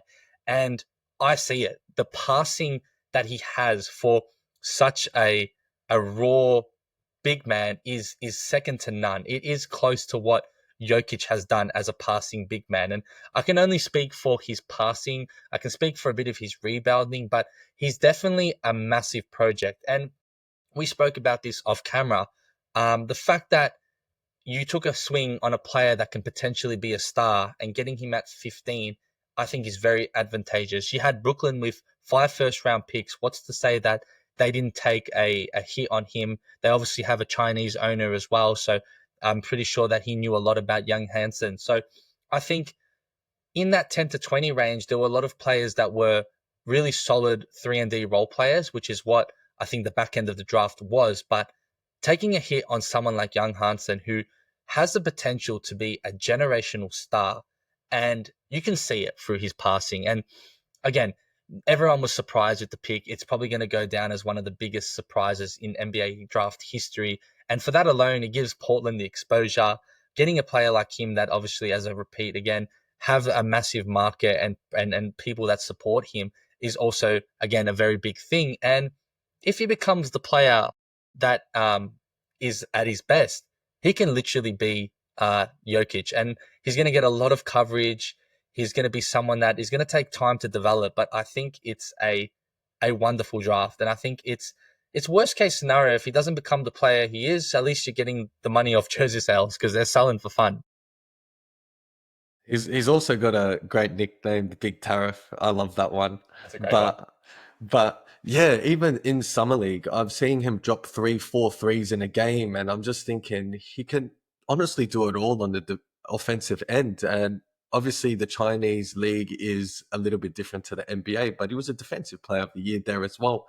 So yeah, the sky is the limit for Hansen or Yang Hansen or however you say it. He is a great looking player. And on that note, I got to say that the summer league, 5.5 million people or something tuned in to watch the Blazers, and that's what the TV's revenue or the TV viewership is in NBA finals at certain times. Correct me if I'm wrong, the numbers there, but I heard something about that as well. And the Chinese market, they got 1 billion people.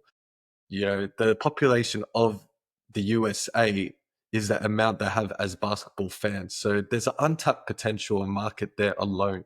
So if that's one to boost up selling the organization because they're currently selling, it's probably the best way to go about it.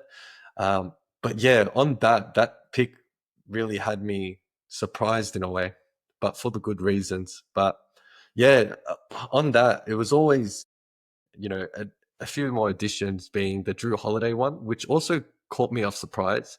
I knew we were trying to cut Anthony Simons, and I did have a like for him, but you could just see it was never working. And to get a player that was an all-star and had a down year last year for Boston was opportunistic. Whether I think it works with the current roster on the money he is on is yet to be decided. But I can definitely say that Drew Holiday fits into their team culture. They look to be a defensive first team. And through the second half of the year anyway, they look to be making strides with Denny. They were like a top 10 defense, I'm pretty sure, Yeah, there towards the was closing top part of the six season. or top eight. And with Denny Avdia, Tamani Kamara, and Donovan Clingan having block numbers out of this world, they definitely can defend. And yeah, Drew Holiday will add to that identity. Whether it's on the same timeline again, I'm not too sure because I feel like they're kind of running a two different timeline thing. But yeah, even on that, the buyout of DeAndre Ayton, it made sense. Once Hanson Young was gone, you're cutting you're cutting DeAndre Ayton. You don't need no locker room distractions for that 1 year.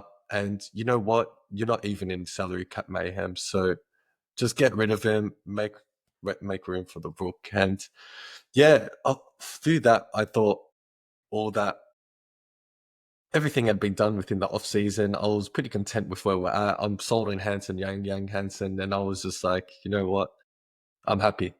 But to see that Dame got waived and unfortunate circumstances didn't work for him, and he's obviously injured for the whole year, but to get him on a 3-year deal on the mid-level, franchise icon, someone that was my favorite player. He's pretty much the reason why I go for Portland.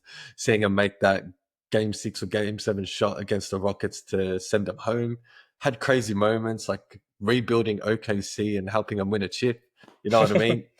It's just to have him back for that alone, just for the nostalgia and being a cheap deal and everything it means to the team and the organization. And I can't speak for everyone that lives there, but I know for a fact that they all love and respect him. And when you think of Dame, you think of the Blazers, and it only made sense. And I've seen all the media talk about it, and it just everyone was happy for him. And you know, to be back home where his kids are, it's just a great touch for the off season, and I really like what Portland's done here. I like the direction they're going in, and they still got that flexibility. They still have their caps all tied up, some picks with the Bucks, and it looks like they're going to blow up. So they have some assets there. So yeah, I really love the direction they're going in.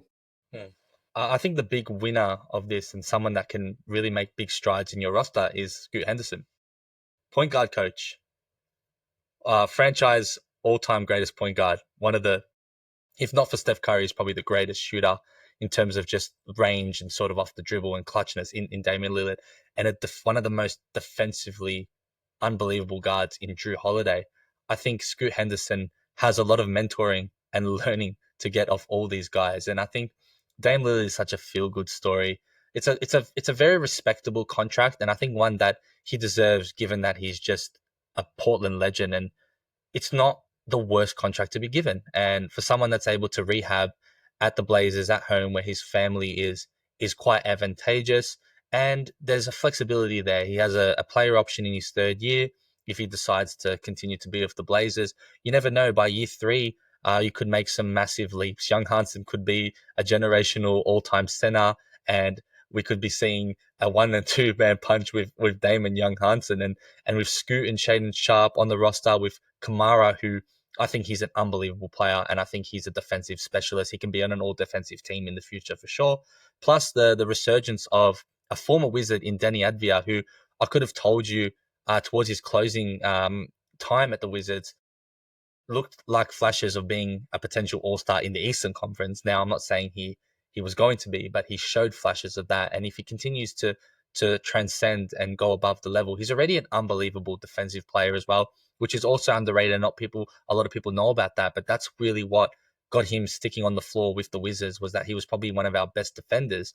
Is going to make the Portland Trailblazers an extremely defensively orientated and strong team. And I think for that alone, I wouldn't be surprised if they can get that 10th or 9th seed. I know it sounds crazy, but their defense at the end of the season showed that they can really make strides, and they really took a massive jump. And Portland is a notoriously winning organization. What inspired me once about one of the Portland teams is when they lost LaMarcus Aldridge and a few other players that I can't remember. They literally retooled their team the next year, and people forget that they got to a Western Conference Finals. And if it wasn't for an unbelievable Golden State Warriors team, they could have been playing an NBA championship. So I think Portland are a great organization, head to toe. And I think the acquisitions that they've made, nor that it's obviously a competitive Western Conference, may not be enough to win a championship, but they're definitely going in the right direction. And there's a lot of different moving parts and pieces that they can work with. The only thing that I will say is that I don't like the fact that Jeremy Grant is still on the roster. And if he does get traded, I think that'll be very advantageous for you guys getting off that salary. But I have to give this offseason a B plus, and the plus comes from Dame Lillard returning and obviously getting in Young Hansen as well. And I'll quickly touch up on Blake Weasley. You got him from the Wizards, so you should owe us and give us a big thank you for that. Yeah, I do thank the Wizards for that Denny Avdia trade.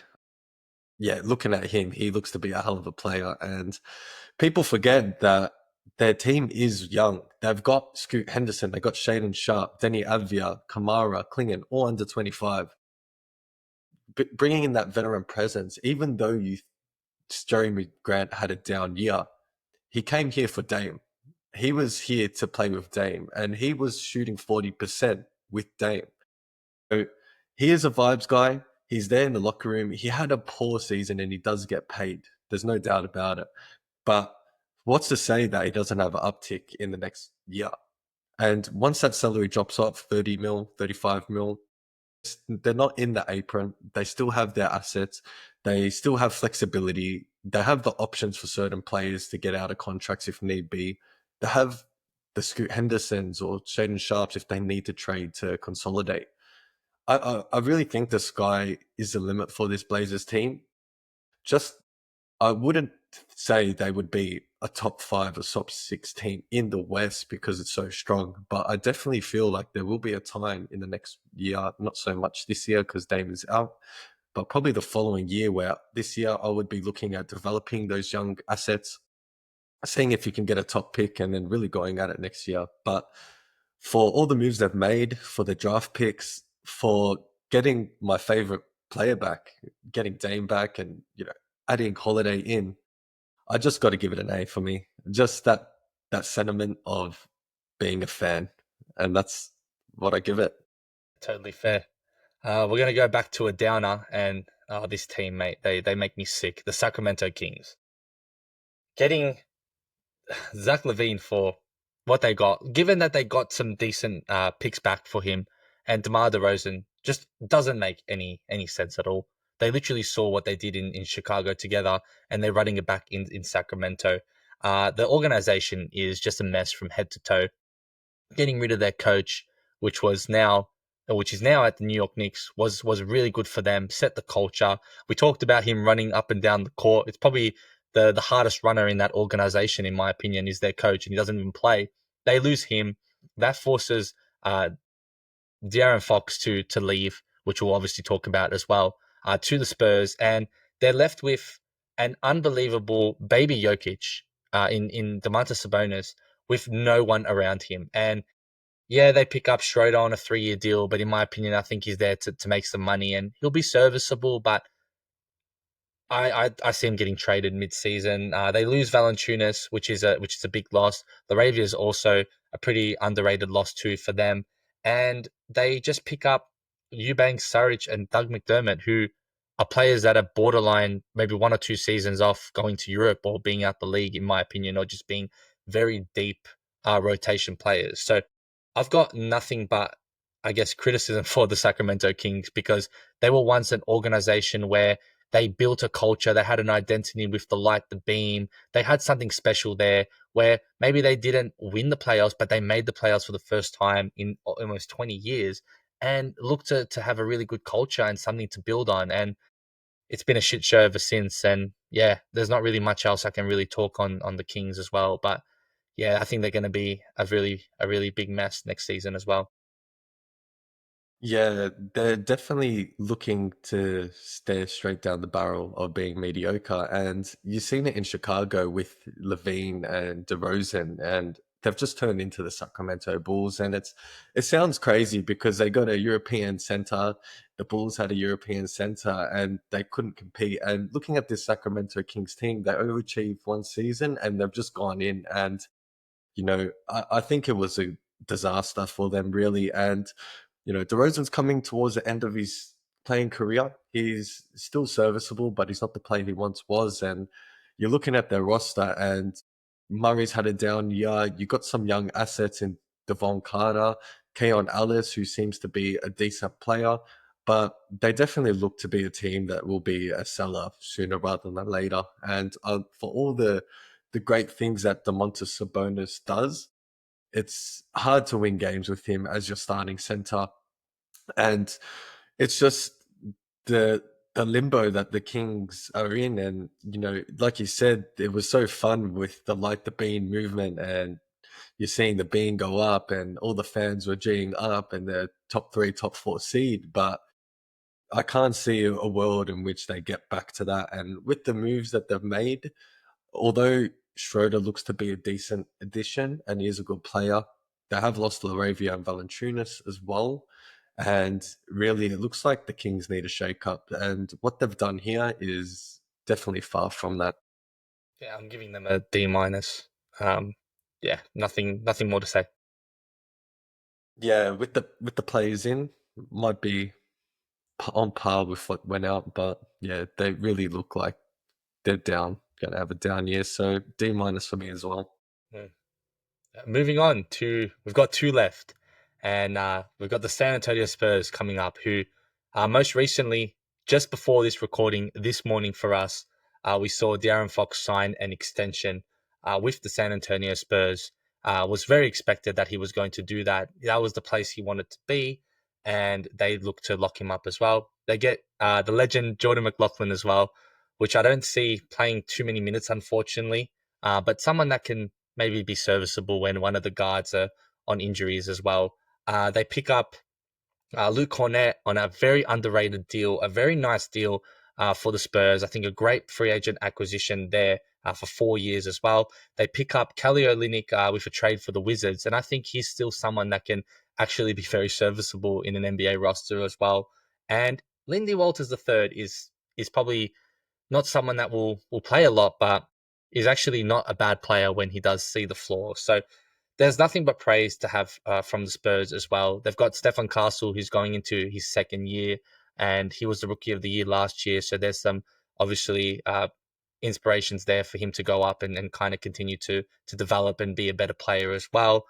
They pick up Carter Bryant in the draft. And before I get on to Dilla Harper, Carter Bryant looks like a defensive pest. And if he can be that defensive pest for this San Antonio Spurs team, I wouldn't be surprised seeing him on the floor as well. They've still got young, talented players in Sohan and Vassell that offer versatility on the offensive end as well, especially Sohan's playmaking and Devin Vassell's ability to really drop 20 points per game. And I see him being a really strong kind of third option for the Spurs when he stays healthy, along with a generational talent who is going to be just simply an alien when he steps on the floor, going into his, I think, third or fourth season.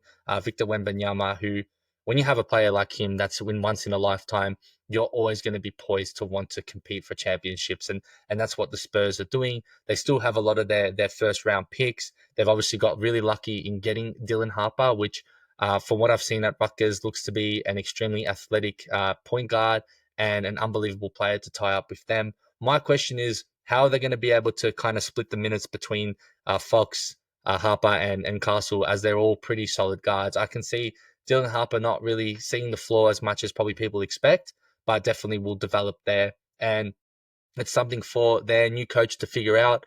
It's going to be crazy not to see Greg Popovich coach the team anymore, but anyone that comes from the Popovich tree looks to be an unbelievable coach. We've seen it with many coaches in the league, and I don't think that's going to be different with the current coach that they have at the moment. So I think they've done an excellent job here. Picking up Luke Cornett on that deal is criminally underrated, and they're just going to be able to just continue to push to compete for a playoff spot. But I think this season, it's not the year that they'll probably make a deep run, but getting a first round playoff spot is a plus for them, because they're definitely going to be one to see for the future. And Spurs is an incredibly historic organization, so nothing but praise for them. The San Antonio Spurs has always been a class organization, and from top down, it's always been one that acts with humility, makes the right moves, and respects the players. And yeah, I really like the moves that they've made this offseason, because they get to build into the future with the young core. They've got Victor, obviously. They got, like you said, Stephen Castle, that looks to be that slashing scorer who might end up developing into that clutch player. And like you said, Carter Bryant at where they went, or where he went, is a steal.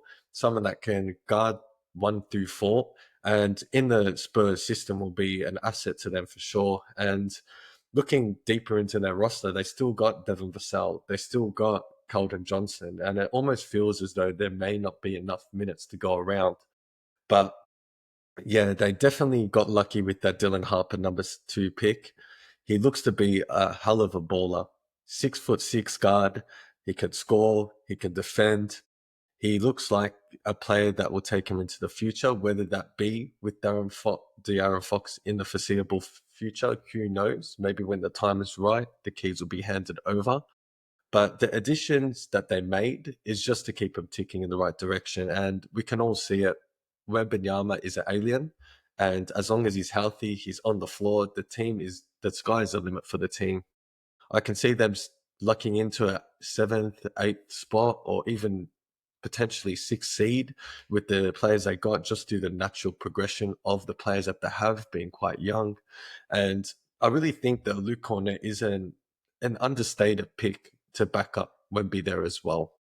I know Wemby said that he doesn't want to play power forward, he's more of a center, but he can shoot the ball. Although it looks funny at 7'4", whatever he is, he can shoot the ball. So yeah, I really like what the Spurs have done here, and yeah, I'm really excited to see where the season takes them. Yeah, I'm going to give them a B plus for their acquisitions. Getting the draft players, obviously Dylan Harper was handed to them, but being able to get Carter Bryant is a win as well. Obviously, picking up Luke Kennett on that friendly deal is great, and re-signing Fox. It's all positive moves, and I think that the Spurs continue to make strides in the right direction, and that's all you need from them. I think Keldon Johnson, his time is up with the Spurs. I think they look to trade him, and I think they should do that, because there's really no minutes to give there. And even if Vassell doesn't see the floor as much either due to injury, then that's something that they could consider as well. They have pieces they're able to move, but I think the key thing for the Spurs is being able to understand what lineups to put out there, and which minutes to kind of distinguish between the players. But that's always a good problem to have when you have a squad with so much depth. So yeah, B plus for me. Given that they've maintained their financial flexibility, they're not cap tied, they've got all their assets, and they've got quite a nice young roster. And the Spurs, they play a special place in my heart. Last first basketball game we watched was in San Antonio. And yeah, I still think that the sky is the limit for them, and the moves that they have has really just continued that trend. And I've got to give them a B plus there as well. Nice. All right, we're going to close it out with, I think, the team that will probably have the worst record again in the NBA. Talk about a team that is straight up tanking.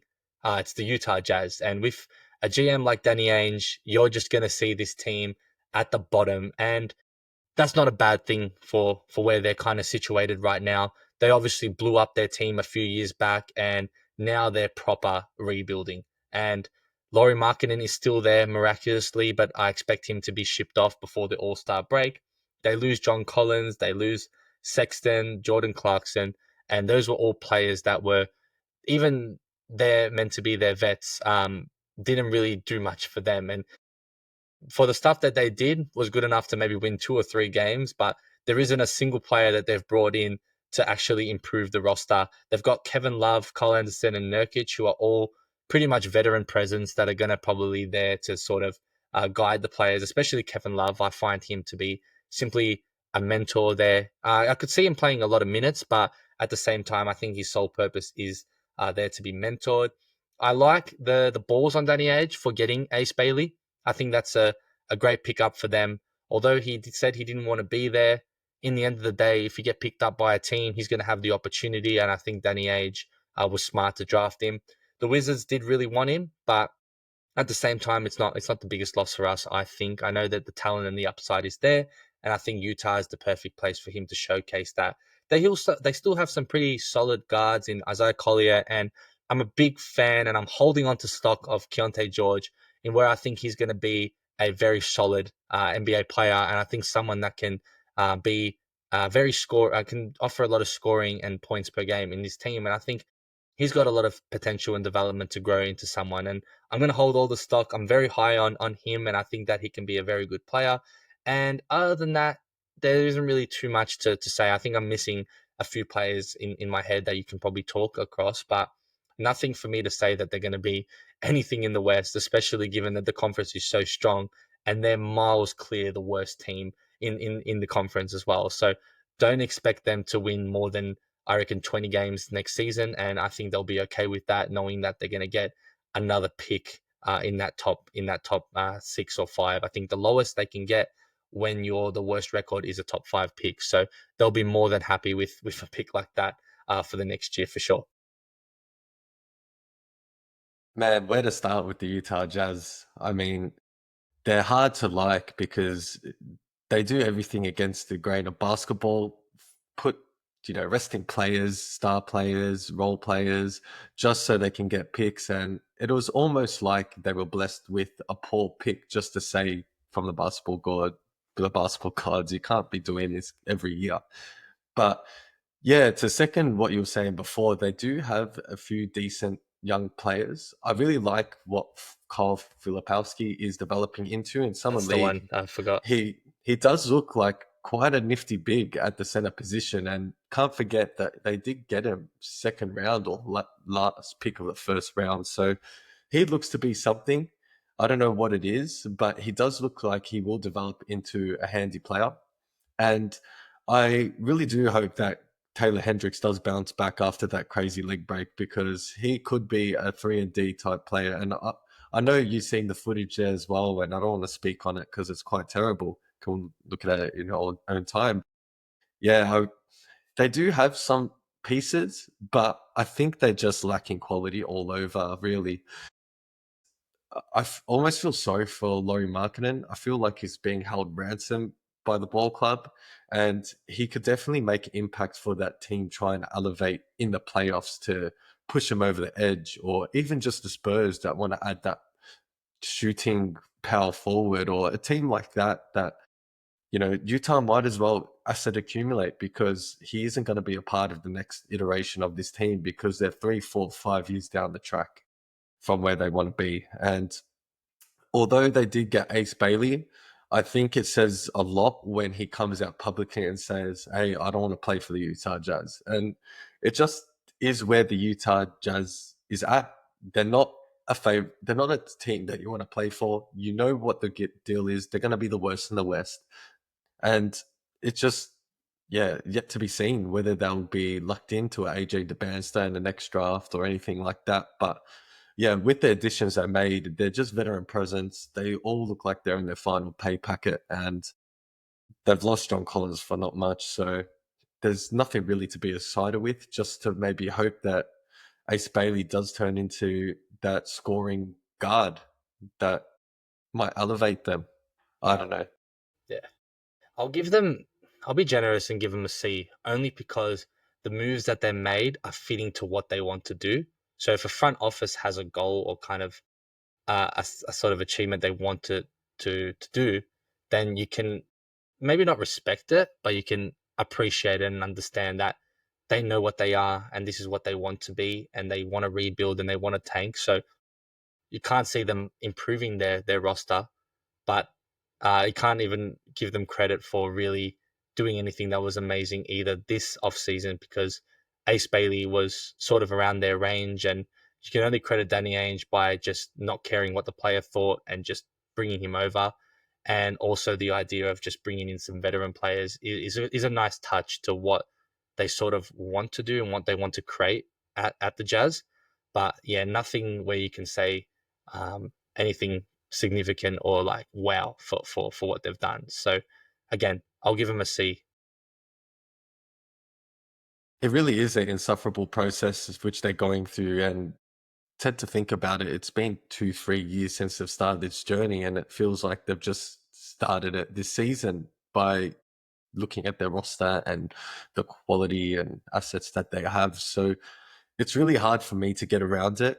But I do agree that they've committed to one way, and I'm sure that Utah Jazz are not going to be settled until they get that first pick multiple times or second pick multiple times. However, history doesn't show that that will happen, because to my understanding, I don't think they've ever got the first pick. So there's no guarantees that they're going to get a top pick that's going to get them out of the hole. And tanking is not a skill, in my opinion. Building a roster, making good moves, and maneuvering assets is the skill. And I feel like there's still a lot that can be done with this roster, with the Laurie Markkanens of this world and the Walker Kessler. But yeah, for the pure fact that I don't think they got that top pick, which they tanked so hard for. Even though they did get an Ace Bailey, they didn't get that top one, top two, top three. And it looks like they're just going to be in the same process next year. And, to go on that journey again for fans would be terrible. But just for the love of the game and how the game is played, I'm just giving them a D. I just can't stand to watch them tank the way they do. And the fact that they flatten the odds is almost a justice in it. Totally fair. Well, that pretty much wraps everything up. It's been a very long 2 days and Indeed. probably the longest podcast I'll ever record. I've recorded. I'm not gonna rule it out, but honestly, a great podcast, and I really hope you guys enjoyed sort of us breaking down each team.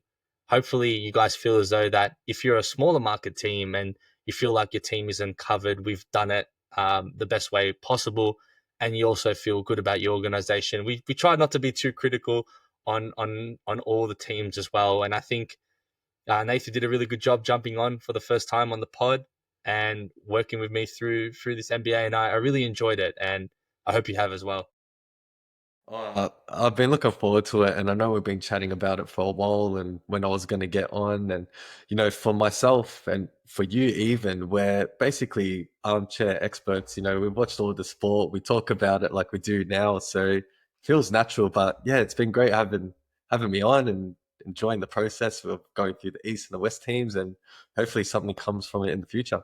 Yeah, for sure. And I think if you guys do enjoy the episode, please leave a comment and a review, especially considering it's something that we haven't done before. It's talking about sport leagues and actually showing and demonstrating the sport knowledge that we think we have, or maybe we do have. It's up to you to really tell us. And if it's the case, maybe we can do more sport sided breakdowns as well. The Premier League's starting up soon, and there's definitely potential for that sort of breakdown as well. So you guys let me know in the comments. But again, Nathan, thank you very much for jumping on today, talking all things NBA, two-part series. So if you haven't seen the first part, be sure to check that out. We dive into the Eastern Conference, and that's sort of a little bit less time than this one, only because the Eastern Conference isn't as strong as the West. But It's been a pleasure doing this with you, Nate. Thanks for having me on the potty. Cheers, guys. Peace. So that's a wrap for this week's episode of the Huddle With Him podcast. I appreciate you for tuning in and being part of this community where we go beyond the game and into what really matters. If this episode resonated with you, make sure to subscribe, leave a review, and share it with someone who sees sports just the way that we do. And hey, I'd love to hear from you. Connect with me on my social medias, which will be linked below. Send in your thoughts and even be part of a future episode. Until next time, keep that passion alive, stay in the huddle, and remember, it's always deeper than the game. Cheers.